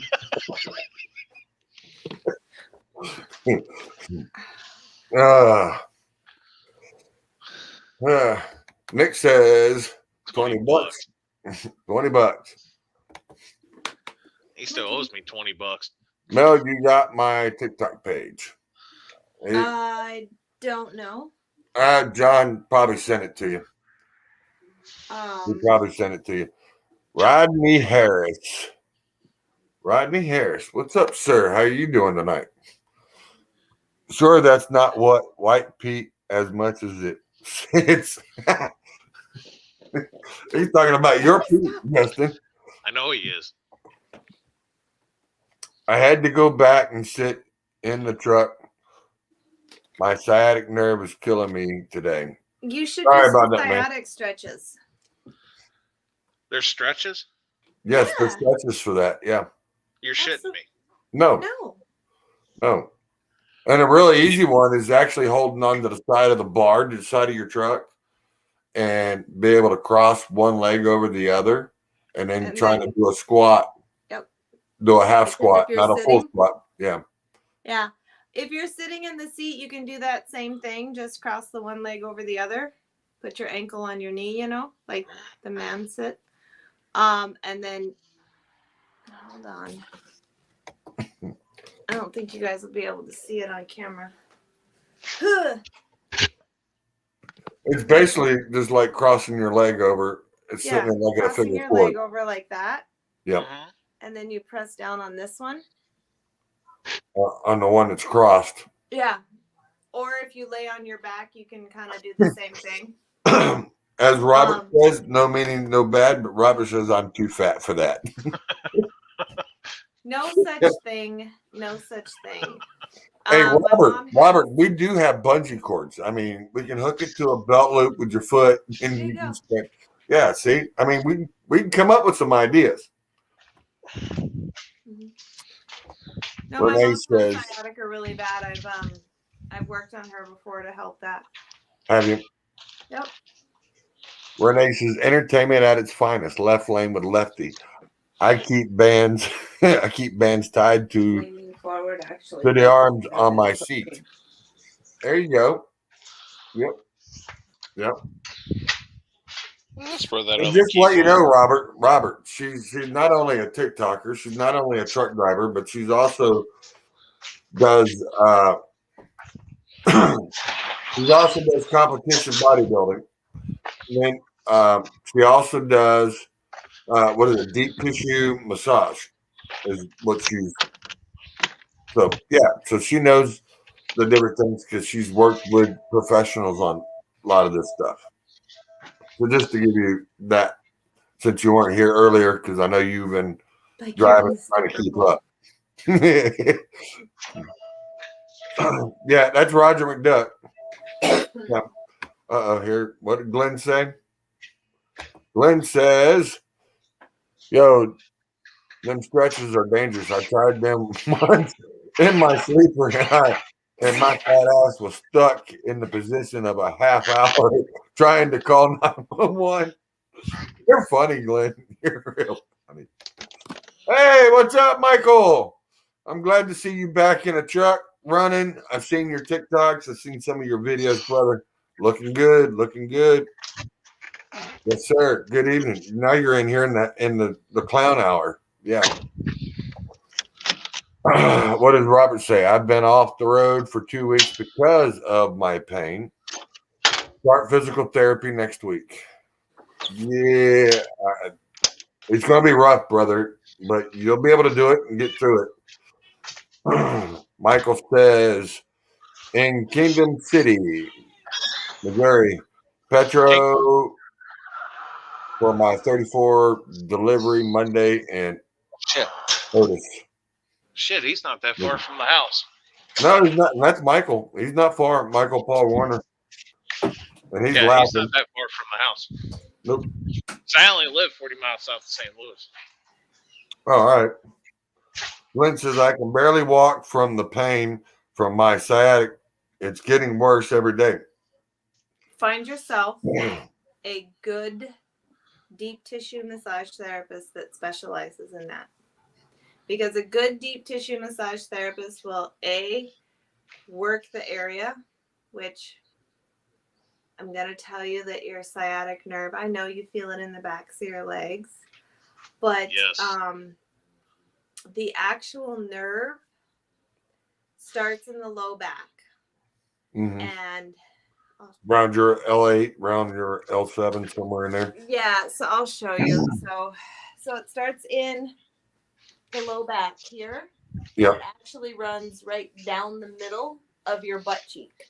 And how that actually works is there's the piriformis muscle, which basically attaches at like your sacrum. So basically the very, very base, like think about not quite butt crack, but just above it. Yep. Off to the side, and it runs out to the side of your hip. There's a muscle there, the piriformis. So this would be the muscle. The sciatic nerve comes down and runs behind the muscle and comes out. So when the muscle gets tight, it pinches on that nerve, which then puts the pain down your legs. So you technically have to go in and get glute massage, which is not comfortable. It's not like somebody's gonna just rub your booty for you. It ain't like that. No. Like elbows, like digging in, relax that muscle, and then also doing stretches will help keep the muscle relaxed. And chiropractic does help as well because muscles attach to bones, and when the muscles get tight, they pull the bones out of alignment. So that's why the massage and the chiropractic work hand in hand, and then the stretches help keep the muscles relaxed. As a truck driver, when we sit so much, that muscle will get tight from all of the sitting that we do. So that's this big, huge conundrum that we're just stuck in, you know? Yeah. Well, see, like me, I mean, I do have that issue because with having only the one arm, I work so much with this arm doing it that everything on my left side is a lot tighter than my right. And I have more issues with that going on. Yeah, well, with it really everything on the left side being the side that you use, you're having to change the way that you do things. So then the other side of your, like, you're compensating. So then you end up with a lot more, even greater issues because of the compensations. Yeah. That's the reason why once a month I go and see a masseuse, and I have my cousin's wife was trained because her dad had I forget what it's called now, but she actually had to learn to lay someone out flat on the ground and then actually bring each leg up, do all the joints, pop them back into place, realign everything. So about once a year, I go and get that done because once I get that done, I know I'm dead for the world for at least 2 days. My body's like, oh, I really hurt. But then it's like, oh, I don't feel the pain as I used to. Right. And as Renee says, exactly for strengthening the peripheral muscles, keeping the sciatic in place. Chiropractor, Dr. Plainview, or Plainview or Tula, Texas. So she's got a place that she knows out there that someone will do it too. Let's see what Glenn's got to say. Glenn says, I lose feeling from my lower back to my toes, but feels like a knife is stuck and twisting in it all day long. You know, Go ahead. a lot of I work on a lot of my guy friends. Well, obviously the majority of them are men because that's trucking. And they've all literally said to me, it's too bad that so many truck drivers are, you know, the way that they are. Not all of them, but a lot of them. They were like, because you're really good at what you do massage wise, and you would be great for the community, but unfortunately not everybody would take what it is that I do as serious as, you know, I'm a woman. I'm a massage therapist. my whole massage career, everybody's like, "Oh, you're a massage therapist." No, I'm not that kind. No. I'm the You're- actual professional. Yeah. So unfortunately, there's still that stigma with massage, and yeah, we work in an industry where they A lot confuse. of people think it's the other way. Yeah. Yeah. So And as that ain't much the as way it is, because I right, can tell you right now, if you pop the right joints in the right areas in the back, the hips, or in the shoulders, yeah, you guys wouldn't even have to worry about thinking about that, because you'd be in so much relief. You'd be like, yeah, just leave me here. I'm just gonna lay here for a week because I feel no pain. yep. Yeah. And And typically, after a really good massage, you'll be sore. yeah, But that's the thing, is so many people think that deep tissue massage has to be like the most painful thing they've experienced. No, because everybody's pain tolerance is different. So you have to work within your pain tolerance, and your therapist has to understand that and work within your pain tolerance so that you can stay relaxed while you're getting that deep tissue work, so that you can have the most improvement in function and mobility.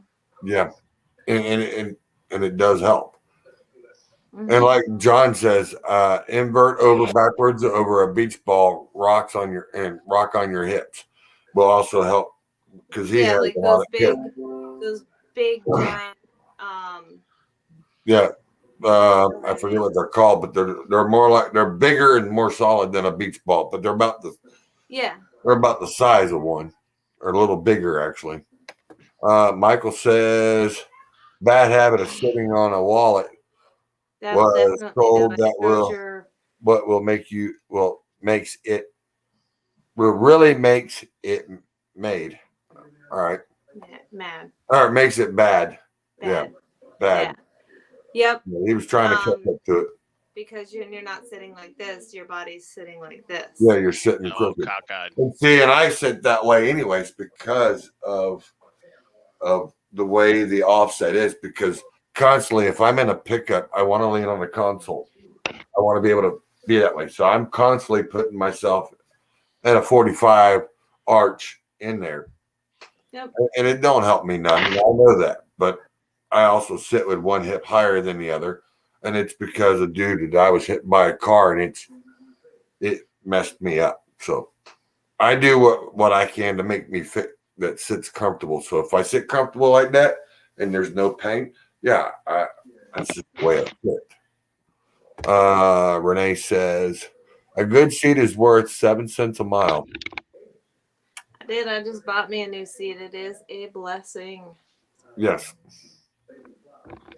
Robert says pretty common problem, actually. Yes, it is. It is a very, very common problem. Let's see what Michael's got to say. Hold on. Let me get up here. Michael said, was told sitting on my wallet makes it worse. Yep. Renee says, more than you think would take you serious if you were in the right location, trucking unicorn. Yeah. A lot of them would. Well, she was working with a football team. So, yeah. Yeah, it's just yeah, I'm not I hide in my truck more often than not when I'm out on the road, Yeah. We all have our issues. We're just gonna leave it at that, I mean, it's Yeah. just as unsafe for men as it is for women. It's just the unsafeties are a little different for women than it is for men, I think. Yeah. Sure, I, mean, about getting I have bullied. done shows on women in their trucks on what they do, from Mhm. the seat belts to the horns, the strings out the windows, the bungees on the door Yeah. handles. Yeah. And then a lot of them with the what is it? It's called the Lady Tiger, which is the hand defense. Some of them have tasers. Some of them actually have guns. I mean, it depends on what you consider to be your safety, but a lot of them do. And a lot of them have a lot more than what people think. So, I mean, it Oh wouldn't yeah. be wise to try to do that anyways. But you do have some idiots out there. Mhm. And all I got to say, if I'm out on a truck stop and I catch someone doing anything, you better hang on, because I'm guaranteeing you I'm putting a hole in you. I don't care. I'm putting a hole in you before you get in the truck. And that's Yep. just my theory. You shouldn't be messing around or getting into another person's truck while they're sleeping or messing around. Mm-hmm. I have sat there and seen videos where people have done pissy things and pulled kingpins and waited for, I mean, just enough to where they were coming out of the gas station, made a right-hand turn, there goes the trailer, ripped the airlines right off the truck just because of stupid crap. Mm-hmm. So that's some of the things you got to watch out for. And that's what everybody, they ain't just Oh, women, yeah. men too. Let's see. Let's see what Glenn says. Hold on, I got more messages in here than I can get rolled up quick enough. And I know my sidekick over there ain't helping me. He's just looking at the screen going, dude. Not too sure about getting my booty massage done. Well, you know, If some it's people. done right, it's not done with their hands. Yes. So it's not like they're grabbing your booty. It's No. actually like they're going to take their elbow and they're just going to lean into your elbow or lean in with their elbow on your glute muscle. So they're not going to be like rubbing it. It's just like Michael says, I have slipped a disc and went down between the seats already. Ooh. That's not good, man. Not good. My truck is due for a new seat. Yeah, I'd say go get a new seat, brother. You need it. And as Michael says, much respect for women in the industry. Yep. And that goes for 90% of us. We do have that respect. We do care. I mean, you can ask Justin. We did a 2-hour or 3-hour show on it. We were pulling up the video on women drivers. Yep. I think it was like a 3.5 hour show, Charles. Yeah, it may have been a 3.5 hours because we actually had Shelley Conway on. We had Della Hoover. We had Day. We had Trucking with V. We had a few others. I mean, it was just nothing but a panel of women. Glenn said, I pretty much fall over every time I try getting out of my truck. Glenn, you're not supposed to touch the bottle while you're in the truck. You wait until you get out of the truck, and then you won't be worrying about slipping or falling off of it, sir. Just saying, you and your blue crabs that you didn't share with me, just saying, asking for a friend was part of that one. And Dave Newland says the seatbelts through the door handles. Yes, Dave. Are you putting your seatbelts through the door handles, sir? Just asking for a friend. But where did I see that? Oh, hold on. There is. I'm on the wrong one. Yes, I am. I'm on the wrong one. Glenn says he has a lot left over. Come on down. I know he does. It keeps your feet from sweating and getting stinky. Nice. The shoe girl. But if you need to go, you can. No, my mom just my mom and I. You know the driving shoes. Yeah. Yeah. So she just found this new hack for him because you can take the soles out, right? Yeah. Yeah. So she just basically took a pair of ankle socks, the no-show socks, and wrapped it over the insole. And then you put the insole back in, and it keeps your feet from sweating. Nice. I know, right? Yeah. Right. I like that. That's a good idea. Mom's got all the good ideas. Yeah. Hold on. There was something I was looking up. Where did it go?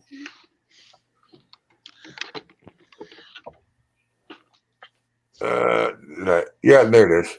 Just like this video here. I know you put this out there, but I don't know what. I kind of do, but I kind of don't. But I'm going to go ahead and play the video. I always feel like somebody's watching me, and I love no privacy. Yeah. She caught him red-handed, didn't she? Yeah. Watching me. Yeah. The biggest thing on that video, it wasn't even like, it happens a lot because obviously my truck isn't 240-inch wheelbase, it's longer. And it was on an angle. So technically, you know, that doesn't typically happen. But just my whole thing was like, you're going to back in and look me dead in the eye through my sleep and then pull your brakes. Yeah. Like, you couldn't inch up just a couple inches? Just asking, you know? So. You want to read that one, Justin? Michael says, was in a crowd when you had the ladies of the industry on. Yep. Yep. I think that was the very first show that was it. Well, I did the first one, but that was Trucking with V. She had hers because she couldn't get her show to come up. It wasn't up properly. Mr. Roger McDuck says, Mel, Mel said, yeah, Roger McDuck says, next week we need Mama Mel on the show. On the show. Yeah. I guess because Mama coming up with all these good ideas. He's like, well, shoot. It's not me, it's my mom, yeah. Yeah, that's what he's saying. Need to have Mama Mel on. Yeah, Mama Mel. Mama Mel. Yeah. Yeah. And she gave me an iPhone hack too that you can do. If you have an iPhone, you can turn it off so it doesn't show your IP address to any of the websites you go to. Oh. Oh, yeah. And Apple can't track you. Oh, and even Apple can't track you on that one. Wow. Yeah, I don't know. Huh. That's actually pretty cool. Yeah. Roger McDuck says, life hacks with Mama Mel. Life hacks with Mama Mel. Right? I like that. I like that. This is getting better. You guys have no idea. She's like got all these ideas because I don't have the window coverings in my truck. Yeah. So she's like, oh, I have this idea. She's gonna figure out, like, she's got this way to put up little tiny curtain rods so I can actually have like normal life curtains. I've actually seen that. Yeah, because I don't want to put the window coverings on because if I have to blindside, I don't have that sleeper window. Thank you very much. Cheater pants over here. That's me. But, you know, it's like, we live in our truck. Let's try to make it as homey as possible. So my mom's always got all these little ideas and things that I can do in my truck to make it look better. Yeah, Trucking with V, she hand sewed all of her stuff that she had in there. She went down to Walmart, bought fabric, hand sewed her curtains, made blankets, and made sheets and that to hang down. So I mean, it looked more of a homey than it did it being in a truck. Yep. Michael, I did see your comment. I see it. Your ride is warm. It's time for you to start counting sheep. Yes, brother, we will see you later. Enjoy your sleep. What I am saying, I will be wide awake for hours yet. Well, then why are you saying that? Because you can't sleep when it's warm in the truck. Yeah, that's what he's. I can't sleep when it's cold. 80's my ideal temp. Why do you think I stay south in the winter? I heard that. I was a Florida boy. I was born and raised in Florida, so I enjoyed the heat. But then my mom, she got sick, and she ended up having a triple bypass. So she asked me to come home. So I did come home, and I come home, started taking care of her, and we've been here in Tennessee. And the first winter was really harsh for me. I was not used to being in 2 foot of snow. No. And the job that I was doing, I was towing. So when you're sitting in 2 foot of snow and you're sitting on the side of a mountain for 3.5 hours trying to recover a car that went off the edge, yeah. That'll break you in real quick of saying, I don't like snow. Nope. Now, I love snow. I served 8 years up in Minnesota, don't you know? Oh yeah, we heard that come out. Yeah, I'm not I even heard from that there. come out. I'm not even from there, actually. I moved there from Arizona, and I did 8 winters there before I became a truck driver and said, "Shh, to hell with this, I'm out." Yeah, yeah. I'm 6 here, so well, yeah, 6 going on 7. Yeah, 6 is. I'm thinking about to calling it my limit. As Roger McDuck says, really comfy here in Arizona because that's where he lives. Yeah, I've been trying to get there. My middle son lives there. I've been trying to get there. I wanted to go there for Thanksgiving, but freight going into Arizona, I don't turn the key on for $1.70 a mile. You guys lost your damn mind. Yeah. So I want to go there, but it's just not paying good to go there. That's like some of the places they ain't paying very well to go there. Yeah. Read that one there, Justin. See, Michael says, not that I can't sleep, just don't have to go anywhere till Monday, so I'll probably sleep the day away tomorrow.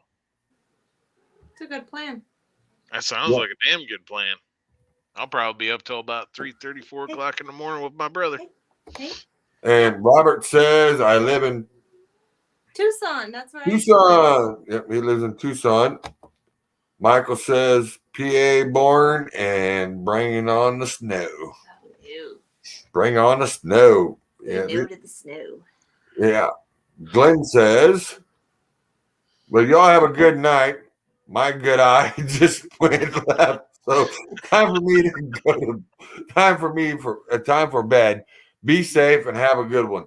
You too, Glenn. Just have a good night. Hey, make sure both eyes are working in the morning before you leave the house. Yeah. Make sure both eyes are working. And he says, rise, whatever. It is what it is. Wow. Whoa. Where in the hell did that go from? No. We're going to enlarge that. How'd that happen? There it goes. Back up. I don't know why it did it, but it did. Well, shoot. This has been the longest. No, this ain't been our longest. No, it ain't been our longest, but it's been the longest in a while. Been the longest in a while. That's because you keep throwing out my damn, cat scale video. Cat scale. I haven't seen that one yet. Hold on. You got one that's cat scale? What are you talking about? You just played it. Me and my pumps. Oh, you and your pumps? Oh, Strutting this stuff. Oh, yeah. I've been really trying, baby, trying to hold back this feeling for so long. And if you Yeah, you got it going on there, brother. You got it going on. Let's see, Charles. Apparently, Michael says he's laughing his ass off. Hang on, Charles. Apparently, you need to check your messenger because you're getting more incriminating things about me. Am I really? Yeah. Rodney Hair. Oh. This can't be good. Oh, no, not when it says you must tap to unblur it. Wow. Never mind. Oh, yes. Oh, wow. Yeah. Is it me? Oh, yes, it's you. Fuck it, I quit. Oh, yes, it's you. Hold on. Yeah, I gotta put this on there. I got to put this on there. You're gonna scare this poor girl. Yeah, this one's got to go on. Thanks, Rodney. I appreciate it. This one's definitely going on. No, fuck this. You ain't leaving. You can't go nowhere. No, I'm gonna call the asshole. That's what I'm gonna do. And then watch, he's gonna hit the fuck you button. Pretty much. Meow meow. You stay in here. You can't go out. Meow. Hello. What did you do? There. That's what I'm doing.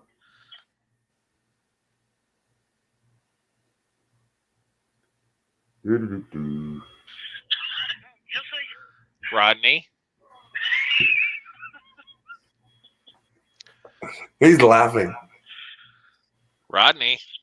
Yes, sir. What did you do? Oh, he did a little of that. Oh, hell no. Ooh, it's a pink vulva even. Yeah, it's a pink ball. It says my cute paste picture.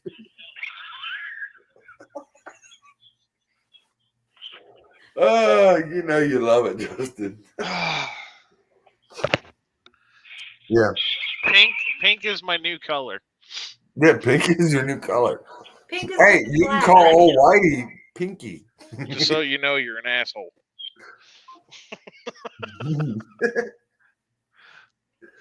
Let's see. Yeah. This ain't fair. I can't add photos. Yeah. Well, if you send them to me, I can add them. Let's see. Where's that one of Charles? Oh, the one you made a long time ago? Yeah, but this one has you as a mullet. Oh, yeah. Yes. Do-do-do-do. Do-do-do-do. It doesn't even come in all that great. Yeah. Well, you know, back in the day, in the beginning of, beginning of this year, we started having the, what was it? The face off. Reface. Yeah, reface and the Tabit, whatever, Tabit Talks, whatever it was, where we started putting faces on different characters and different people and different videos. Oh yeah. I mean, it got to the point, Mel, to where we were spending $35 a year just to do this stuff to each other. Yeah. Yeah, we were going at it back and forth, back and forth, back That's and the forth. best money ever spent. Exactly. Yeah. Rodney says it anytime. It was Jib Jab. Yeah, Jib Jab, that's it. Yeah, Jib Jab. Michael said no. Robert Pennington says, is that how I have to dress to get a big Peter? Wow, Robert. It might. I mean, maybe. Maybe. I mean, you got to do what you got to do to get to where you want to be in life, right? Yeah. Yep. Michael says he was out on the West Coast last week. Oh, here you go. This is one of your buddies right here. He got you. Yeah, that Swift lettering was messing on the side. This motherfucker. Yeah. Well, it can't be any worse than this one here. Where'd it go? You mean that one right there? I think that's the one they're talking about. Oh, no. Yeah. The Snydermobile. Rodney. I'm telling you, right along with, hey, I'm Justin.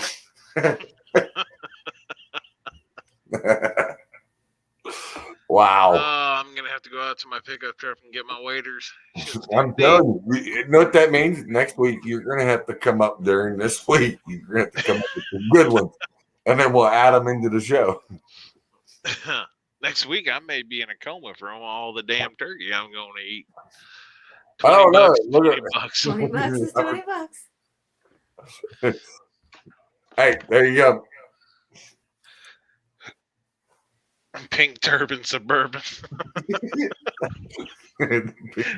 That's funny because my brother's got a purple suburban. Yeah, but he ain't got a truck no more. So I mean, he's got the suburban, but he ain't got the truck. Yeah. Wow. Okay, where are the baby wipes? All right, you might want to turn your volume down, but I'm fixing to play another video and give us a minute break here. Baby wipes. There we go. Here we go. Here we go. I live my life like a cowboy, riding from town to town. I've been as high as an eagle flies. I've been up, I've been down. If I don't do what I want to do, I'll just pack it on up nothing right. I live my life like a cowboy. Now I'm coming on down the line. Oh, I live my life like a cowboy, riding from town to town. I went from Wisconsin, Arizona, down to Bama, back to Georgia. Tell you, son, I've been around. No, no. If I don't do what I want to do, I'll just pack it on up and I'll ride. I live my life like a cowboy, and I'm outsiders.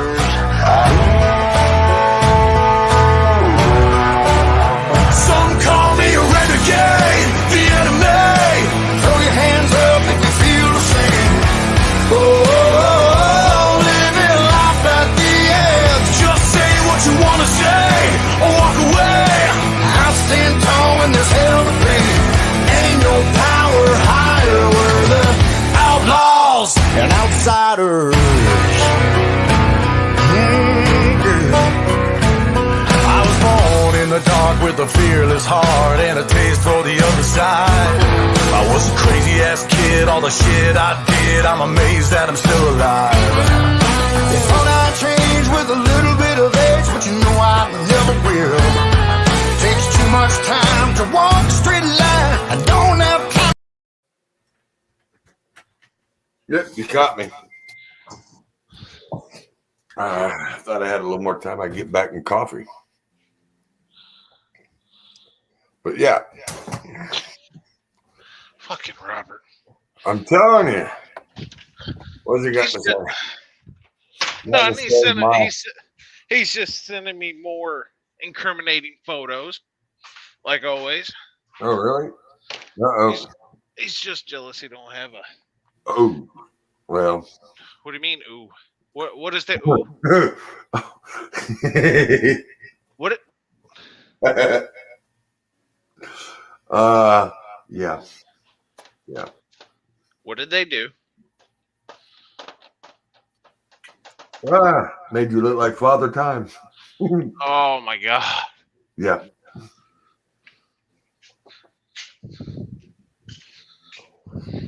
Oh yeah, that's really bad right there. Yeah. Yeah. Somebody's got a lot of time on their hands. It's really Robert. What do you expect? Let's see, where the hell's my mouse? I don't know. Rodney's got some time on his hands too, you know. No, that's a video. Where'd he go? That figures. He walks out, leaves the show, just does that to me. Like normal. He ain't got nothing else better to do. Where'd he go? No, it's video. I'm not looking for video. Oop. Talking to me? Yeah, I'm talking to you. You just up and left middle of the show. What's up with that? Yeah, I had to go fire up my big white Peter. Oh. You did? Yes. Oh. She's out there running right now. Wow. You're Peter. Okay. What do you mean, wow? From what I'm understanding, I mean, it's a garbage truck. Oh, my God. Oh, my God. I'm Justin Wally Shane Richardson Jr. I drive a trash truck. Wow. Wow, he went there with it. He went there with it. God. He went right after the heavy haul pimping. Oh. That's what he put. Oh, God. Damn. That hurt. That hurt. I have to have somebody come. Oh, no. Oh, yes. Is that part? Is that true? You're on the clothes? Yes. Yeah, that's what's bad because I've heard you sit there and go off about that. That was last year's Christmas. I actually went to McDonald's to get lunch. I didn't know they were closed. And I was on the phone with Robert and I was bitching because they were closed. Robert's laughing his ass off. Michael says, send you a bunch of stuff, Charles. Oh, hell. Oh, Ashley Rolls says, with his fuzzy fingers. Whoa, what? Ashley says, with his fuzzy fingers. Oh my God. And I should have never said anything about fuzzy fingers. and Rodney says nothing better to do when you're just sitting in Washington. Michael says photos and videos. Oh hell, yeah. Oh yeah, yeah. Yeah. You thought that one was bad. This one's even worse, Justin. I don't know if I can put this on there. You do look kind of funny with your mouth open and your headset stuck to your head. How bad could it be, Charles? Because I can only imagine if it's any worse than the picture that I. Oh my God! Who sent you that? Who do you think? Fucking Robert. Yeah, it's bad when he catches you dead asleep with your mouth open and your headset still on your head. That's bad. That's bad. You ought to know better than go to sleep with your phone on. God. You ought to be That's lucky just you as didn't bad send as me someone the else other would one. want.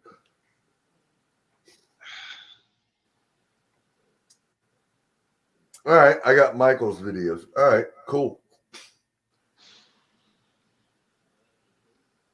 Michael's dying laughing. Yeah, those take a little bit longer to pull up than just a picture.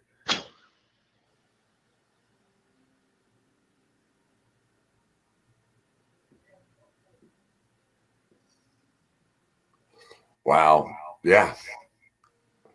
Robert said, got him. Oh, yeah. Robert's happy about that one. He really is. Smart ass. Yes, he is. He is really happy over that one.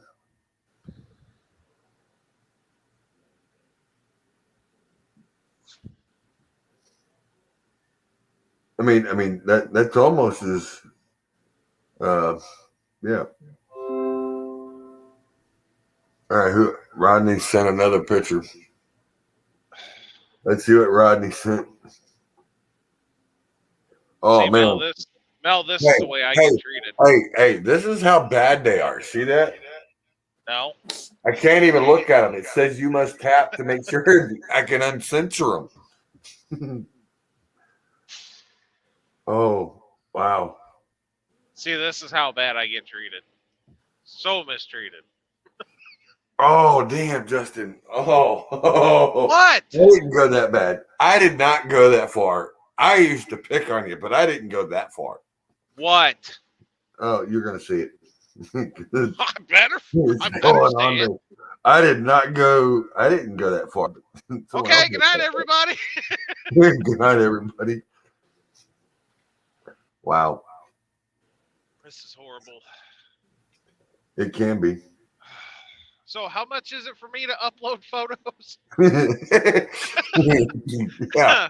Because it ain't doing me any good when they're on my phone and I can't do anything with them. That is a great friend. Laugh out loud. And then Michael says, some of my freight from last week. Yep, I got those. Rodney says, anyone else concerned about how many pictures Robert has of Justice League? That's bad. See, Justin, you're not mistreated. It's Justin. Robert says, I was thinking the same thing, Roger. That's bad when Roger comes up with that. Boy, good times, nothing but good friends. Yes, it is. That's the way we do it around here. It is. See, this is how much Robert loves Justin. No, he did not. Yes, he did. He put Swift all over that truck. It is now Swift, baby. No. Can't be any worse than that.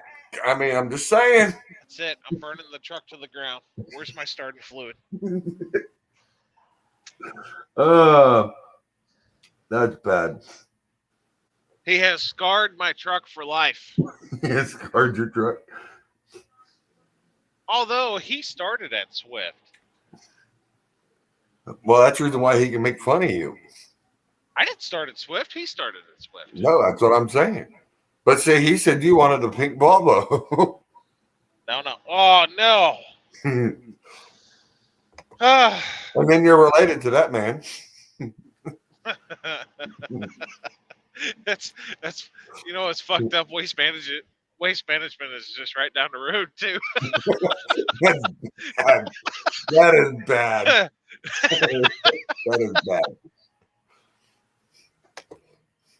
Guys, I don't know which one's worse. If it's this one or if it's Don't do it. Or if it's this one. I don't know. Which one is it? I don't know. And that's what's bad. That's what's bad. They keep flipping it out there. Let's see. Roger McDuck says, awkward. And Robert says, Justin should get the Swift lightning bolt tattooed under his eyebrow. Under his eye. Michael says, nope, just found it funny. My buddies and I used to pull dumb stuff on each other. Hey, that's what we're here for. We are nothing but truckers showing each other love. Just some of us just gives it a little more than the Oh, other. yeah, that's a lot of love. I can tell you. Yeah, Robert loves you, man. He loves you. God. I might as well just go ahead and turn this damn shirt into a tank top and walk around a little bit.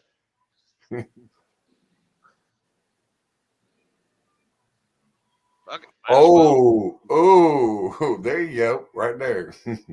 Prime There. baby. How about that? Everybody get your pictures now. Here it is. Here it is. Get your picture. Oh, wow. Get your picture, Robert. You're bad. You're just missing the Daisy Dukes. Yeah. Hang on. Oh, good Lord. We can do it. Oh, no, I ripped my pants. It's okay. Hang on.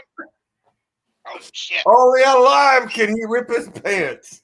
On live. Good Lord, look at those white legs. Yes. I'm telling you. Casper over there. Got it. Hold this forward. He's so Don't white, cave he's in. almost transparent.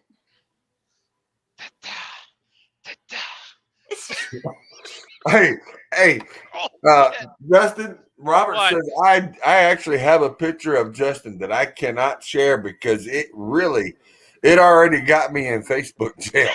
You know which one that one is? Yes, I do. And that would be, if he did share that photo, that would be a special trip to Tucson.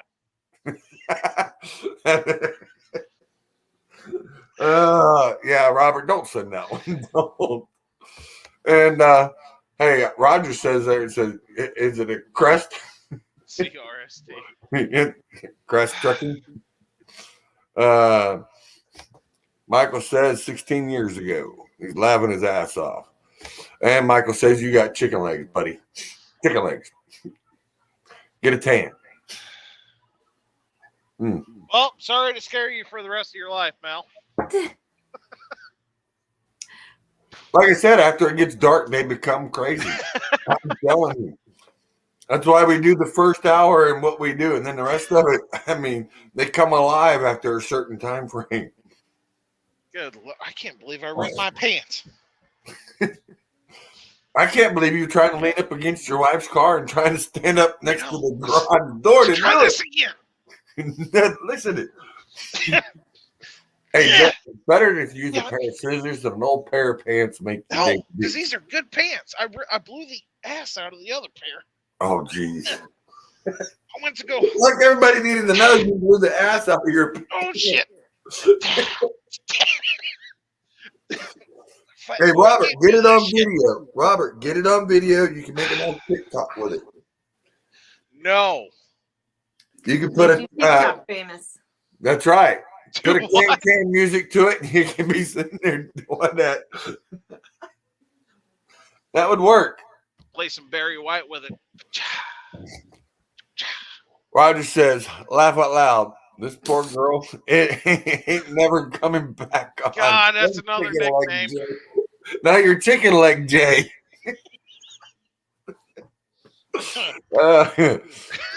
Oh, hey, Robert said, I already did. He videoed you.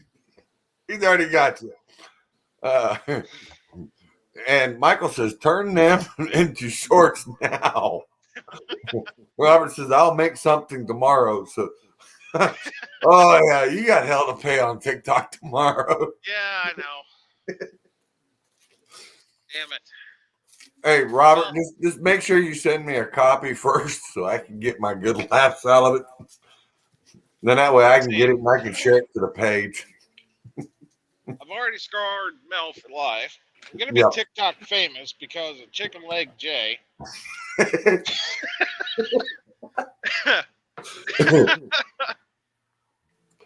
Roger McDuck says, booty shorts. You need booty shorts.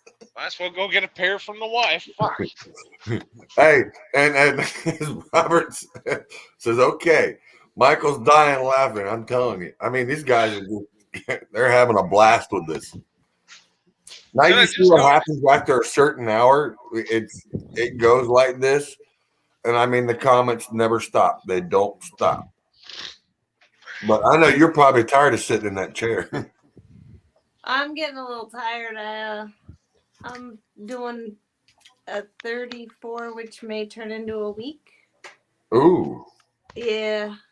You might just go ahead and take the rest of the week off instead of trying to run the next 3 days. No, I delivered to Dillard's out here in Salisbury. All right. And you have to drop your trailer, and they said 24 to 72 hours. Yep. Fine, whatever. I'll just do a 34. It's time for one anyways. Then I was going to reload Monday, deliver Tuesday, reload Tuesday, and be back here Wednesday for Thanksgiving with the family. Mm-hmm. Well, when I drop the trailer, they don't work tomorrow, so it won't be ready Monday. And it may not even be ready on Tuesday. Yeah, and everybody's taking off on Wednesday. Yeah. Oh, no, they work Wednesday, but if I load Wednesday, then I'm on the road for the holiday. Yeah. So I'm like, it might just end up being here a week. I don't know. We'll see what happens. That'll work. So, I don't know. Yep, I know where Salisbury is. I used to work. I used to work for a company out there, ABC Towing of the Carolinas. Oh. Their headquarters is right there in Salisbury. Yep, they have 5 different offices. They got one down there in Monroe, Salisbury, Statesville. They used to have one in Rockingham, and that was the office that I worked out of, which was my brother was the manager and I was the assistant manager, and it was just us two. And what's funny is us 2 guys made the rest of the company look bad. We had the largest area and the only 2 guys that ran that area. We had a 100-mile radius, and we ran it for AAA. Yeah, we made them look bad. A couple of boys from Florida made some North Carolina boys look pretty sad. It wasn't a pretty picture, but we got burned out because we didn't have a day off. Right. We ran 7 days a week, 24/7 for 11 months straight before we got a day off. No thanks.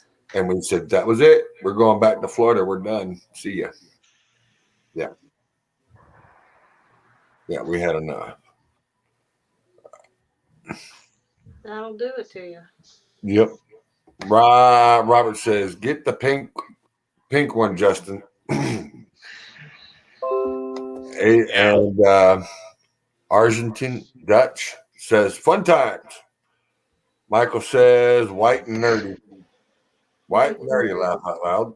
Michael said, drop this one, reloaded, and should be home day before Thanksgiving, hopefully. But we all know trucking. You're right. You're right. That's why I'm not doing anything until after the holidays. You're right on that one too, Michael. No AAA towing. Yeah, I wouldn't work for them again unless. Yeah, that's a whole different ballgame. They'll burn you out.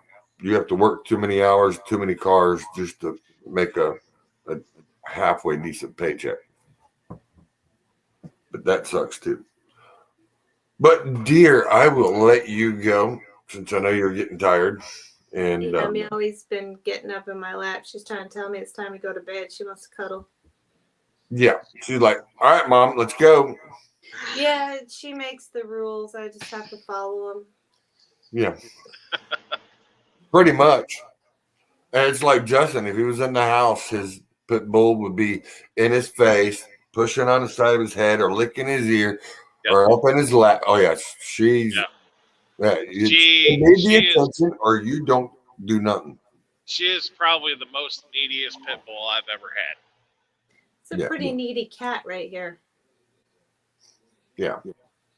For a cat, you know, everybody's like, "Oh, cats are so antisocial." Not this one. Yeah. Redbeard says Justin is still Starbucks basic white bitch. Oh, yeah.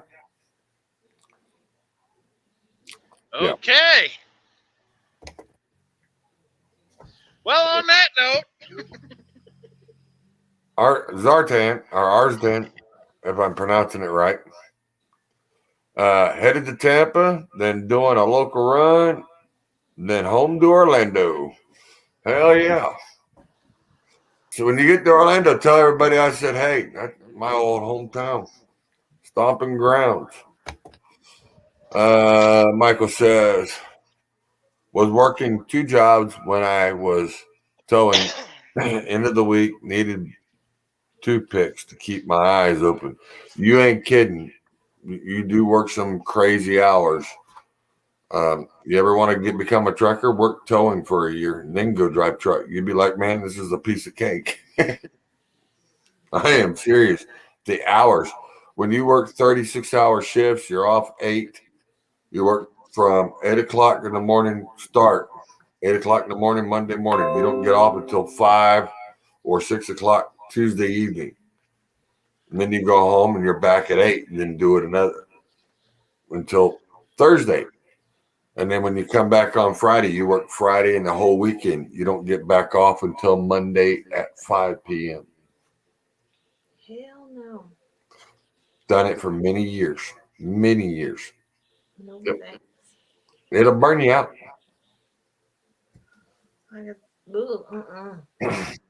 Yeah. A lot of guys that are in trucking have come from towing because they found it's easier, but it's they're able to deal with the hours because when you're driving, you can be day or night driving, and it depends on what time you're in your split. Right. So, dear, it was great to have you, and I'm glad you did come on, and we did pretty good. It was actually nice to have you come on and explain what you do, what you've been doing, and what you're doing now. And I hope maybe we'll see you again. Maybe you'll, again, I don't have Facebook or Instagram anymore. So. Yeah. Well, no, but you can always hit us up on, YouTube. You can leave a message, or you can actually, you got my phone number. So, you can always leave us a message. I'll do that. Y'all take care. Have a great night and a great holiday, guys. Yes, ma'am. And tell Mom we said hi and sorry for all the ruckus. I'll let her know. All right, dear. You have a good night. See ya. Bye.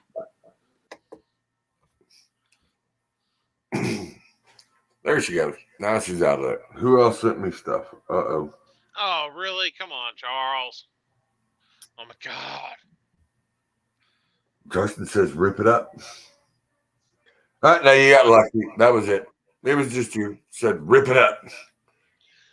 Go Michael back and read says, it good again. night.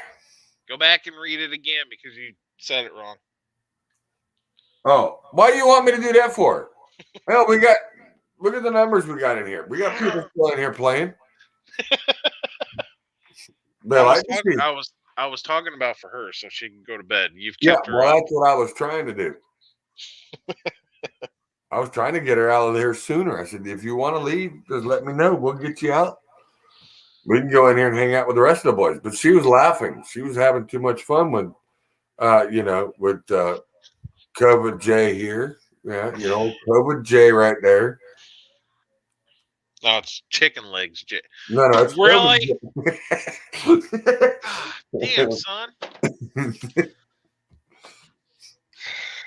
Look, And I don't have enough battery. Oh my god. But hey, Robert, we got one of you though. Hey, Justin said he had to throw that one in there. At least the dog is smart. Got him. Got him. Wow. Yep. He had to throw that in there, Robert. Yep, he did. Yep. No, don't start up. Come on. So, since we ain't getting no more comments, no one else. Robert says, that's Justin killing supermodel. Or Caitlin killing supermodel. That's pretty funny. That is pretty funny. But, not everybody can be beggars and choosers and winners. I mean, not everybody can afford to go out and buy a pink Volvo. I'm just saying. We really can't. I mean, it's, or work for the garbage company and take care of your trash during the week. And then complain about McDonald's not being open. I mean, yeah. Yeah. Especially when he's hungry and he falls asleep because he didn't get enough food. Gotcha, bitch. Gotcha, bitch.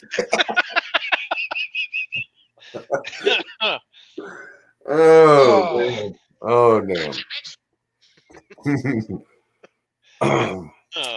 So is everybody ready to wrap it up? Hell, we've gone almost 4 hours. Hold on. What did Robert say? Oh, Dave Newland's here. Robert says, pink Volvo on 6 axles, just a super load. And Dave says, lots of back wheels on that pink truck. Man, they really liking the back wheels on that truck. Yeah, I mean, what back wheels? Because it's the 3-axle. That's a Canadian model. Come on. He likes to travel. Come on, people. He likes to travel. No. Look, you need to find out. We need to get him in one of these. Listen. There you go. Say, hey, not only do I drive a train, I can run a train too.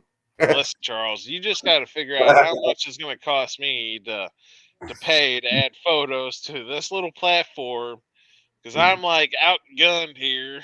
And this is ridiculous. All right, we'll get it figured out. Yeah, we'll get it figured out. Everybody's just jealous of my big white Peter.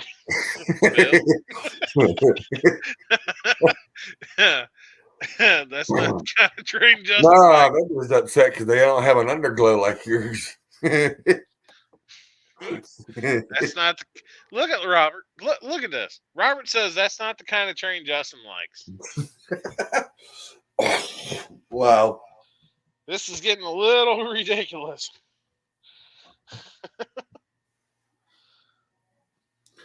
Yeah, because I was looking at the other one. I couldn't get the comments to pull up on the other one. Terry didn't come back.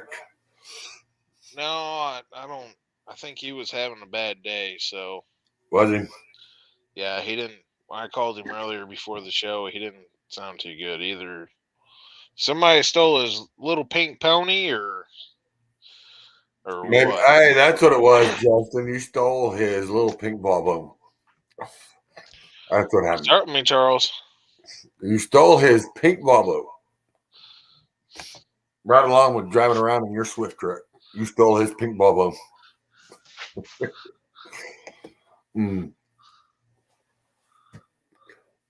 I love shopping at the what? Super truck surplus store. Damn, Robert. Damn, Robert.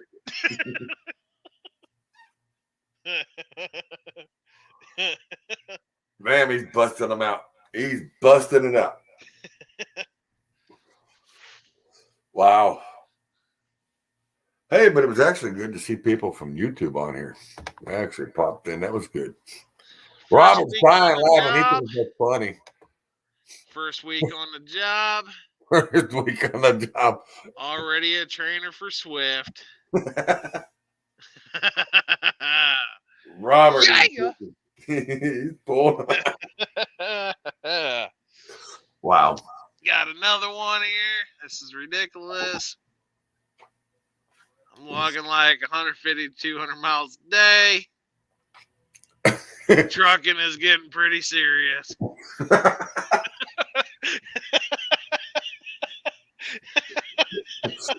Wow. Yes, Damn, sir. Robert. And look what he says to you. Da, da, da, da, Busted mouth.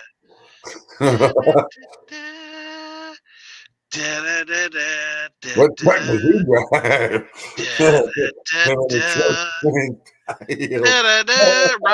Robert ain't seen legs like that in years. Da, da, da, da, da, da. Yeah. What else do we got?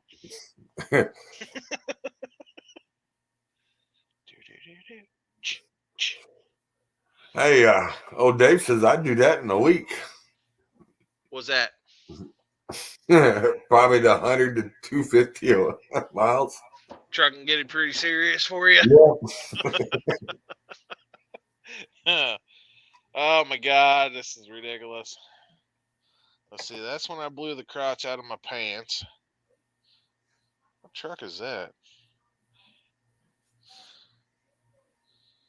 What truck is that? I don't remember being in there. Being in a Kenworth.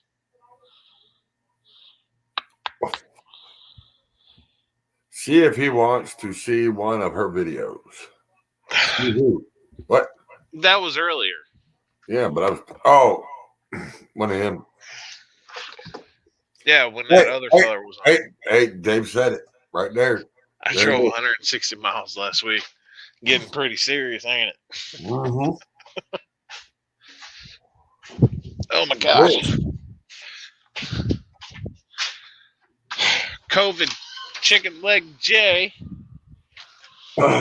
is going in for the night. Going somewhere. Gotta find out where my dog is. Oh, that's right. She's on truck.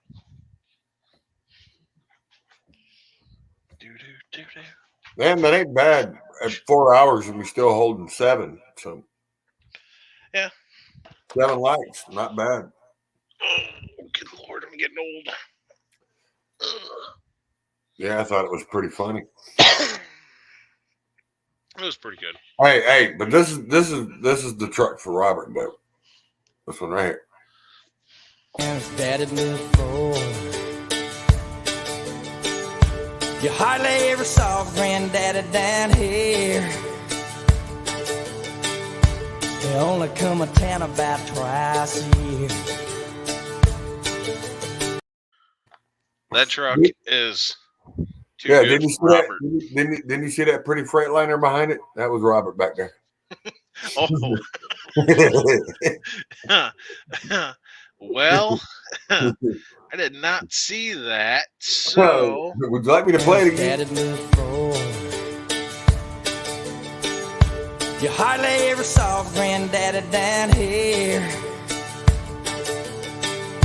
They only come a town about twice a year.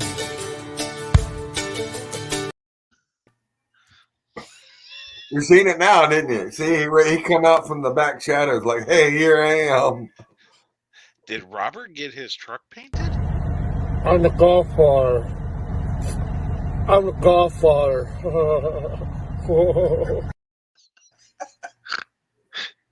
Oh, that never gets old. That's funny. It looks like he's shoving a sausage roll in his mouth. I'm the Godfather. I'm the Godfather. That's what it looks like. It looks like he's shoving a sausage roll in his mouth. You see what he says? Justin can drive 160 miles without putting his triangles out. That's every day, Robert. Yeah, pretty much. likes to open and close his garage door. Honestly, yes and no. Probably hilarious. I kind of have to. Yeah. I tell you what, that's the best goddamn garage door opener I've ever owned. Yeah, it is. Hey, Robert, we're gonna send you on a trip. You're gonna take a vacation. We're gonna give you a new training course. It only takes 2 days to do. 2 days, you can be trained.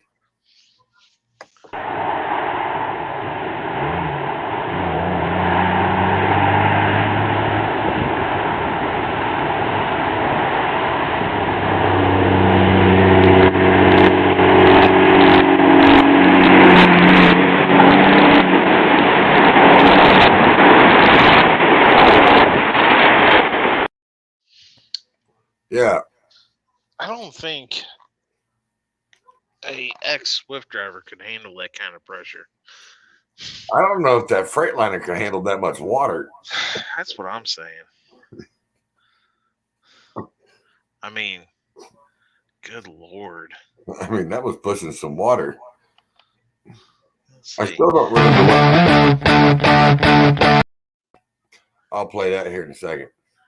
What was it? I'm going to tell you right now, this is how you play a prank on a driver while he's asleep in his truck. This is what you call good friends. And I want you to look at this video. I mean, I know it's not wide, but when you look at this video, this is one way of playing a good prank on a driver while he's asleep at the truck stop. This motherfucker.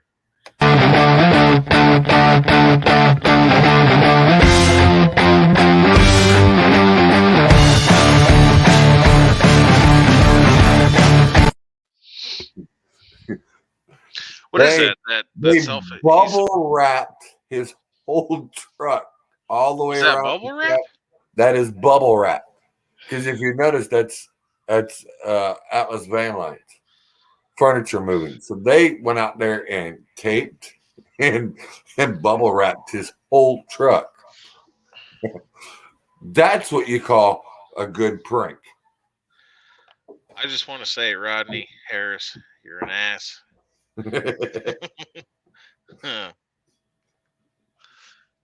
Why did he send you some more stuff? I haven't received it. Good. You don't need it. Oh, yeah, I did. What? Yeah, I did. Yeah. You said your brother, and it went from there. He said your brother. You said your brother did, and it went from there. Yeah. I wonder if he's still on here. Who, Nick? I don't know if Nick's on there. He's been trying to get me to get off so I play PlayStation with him. It's the only time we spend together. No!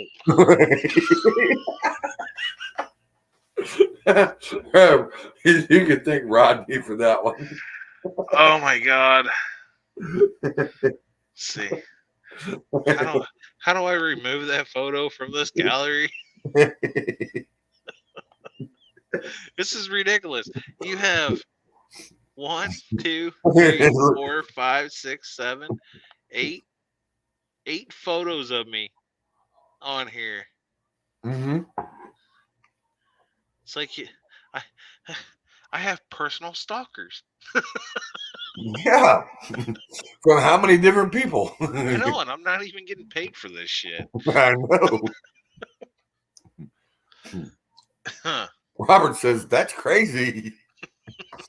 Dave Newland says, I don't. My automatic can do it. And then Dave says, I don't think my automatic could do that. Rodney Harris says, sure. Good Lord.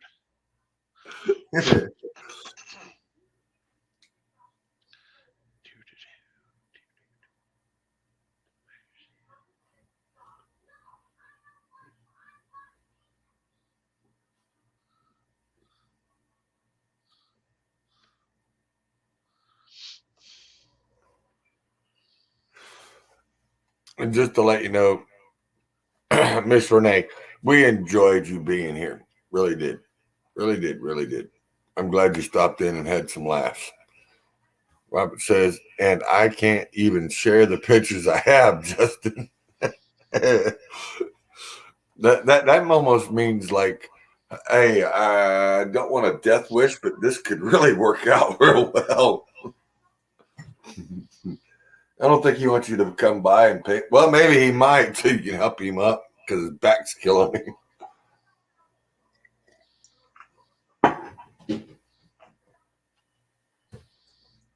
Hey, Robert, Justin said he'll come over there and drive that Volvo Freightliner of yours, and he'll deliver your load. You can lay back there and sleep. No, sir. No, no. Mr. Roger McDuck says, I came to America in a container last week. This week I'm driving one. These assholes, man. Hey, that's a good caption to put on that photo. Well, yeah, right here. Here we go. This will work. Hold on, where'd it go? It's in here somewhere. Where did it go? It disappeared. Did you get rid of it, Justin? Get rid of what? The photo. No, I can't delete anything. Oh, no, there it is. That caption with this photo. There it is. Damn it! Where the fuck is that photo? I came to America I come to America in a container last week. This week I drive with one. That's hilarious. Robert said he's leaving. He's going to bed. Good riddance. Good night, Mr. Robert Pennington. You have a wonderful night, sir. And Miss Renee. Yes. Well, thank you, sweetheart. I sure appreciate that. I enjoyed myself. I am glad you stopped in and enjoyed yourself because we're glad to make people laugh. Yes. And that's what drivers needed. They needed to laugh and enjoy themselves. So, we have gone 4 hours and 2 minutes. Yeah. I'm going to wrap this up. So, anything you need to say, Justin?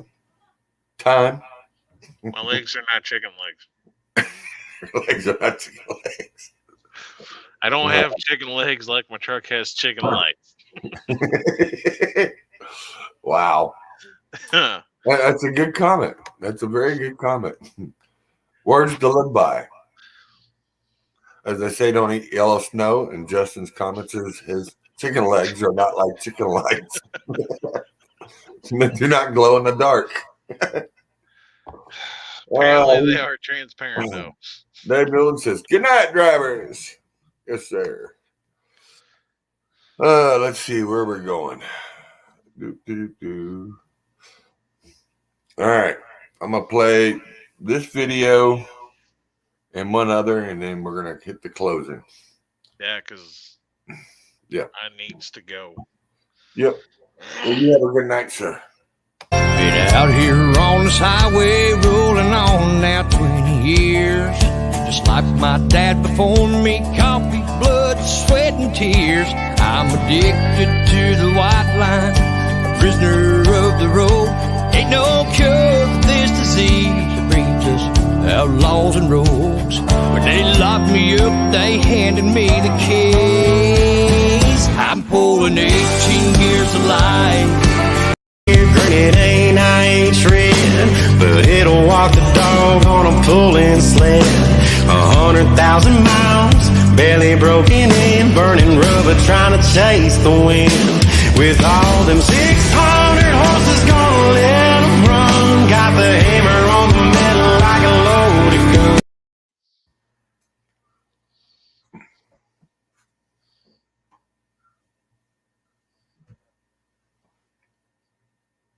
You gonna play my video last? Yes.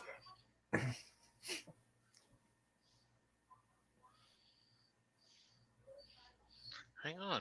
Is that Charles's truck? Like a rocket just sits there.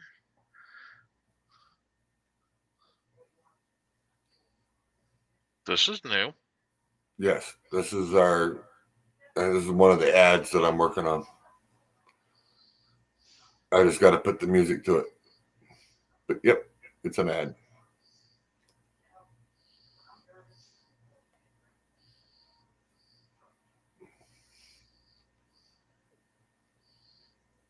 Paver. Yep. That was my service truck trailer. And look, this is what we're working on. New merch. Did you see the merch? I saw a guy wearing a t-shirt. You seen the guy wearing a t-shirt that said left lane with lefty on it. Mm-hmm. Yep. We're working on the merch.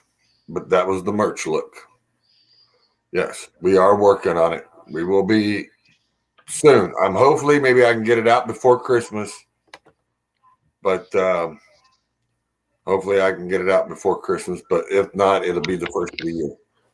But that is the new merch. Everybody, like I said, I want to say thank you and glad you all stopped in and enjoyed the night, enjoyed the show. And we appreciate it. Dave says he will buy one, Dave. He will buy one. I know he would. No, he would. And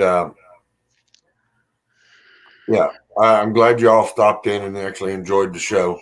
And I do appreciate, I will run it back up there as soon as I get past all of Justin's videos. And I do appreciate Miss Mel, which is Trucking Unicorn. That's her. We appreciate her stopping in and actually showing us a little bit of her bodybuilding skills and being a truck driver, being a new truck driver. Yeah. And yeah, I tell you right now, I wouldn't want to meet her in a dark alley because I guarantee you, I get the shit beat out of me. Yeah. But she's a very sweet lady. And if you all want to find her, she's on TikTok as Trucking Unicorn. She's got a lot of stuff over there. She's got some informative stuff. It's really good. Just go check her out, give her a bunch of likes, and follow her. Yeah, just help her out. So I will say peace out. What do you got to say, Justin? My chicken legs are not like the chicken legs on my truck. And on that note, we will say good night, y'all. Truck drivers don't talk about how hard it is to walk out the front door, knowing it could be weeks before we see our families again, or how we promise our kids we'll be back when we know there's a chance that we may not. Calling up an old friend to talk about old times, but all they want to talk about is last weekend when you were 1,000 miles away. Working a long 14-hour day, backing in and shutting down. Open up social media just to see family and friends gathering. Makes you feel like life could go on without you. These are the burdens that we bury.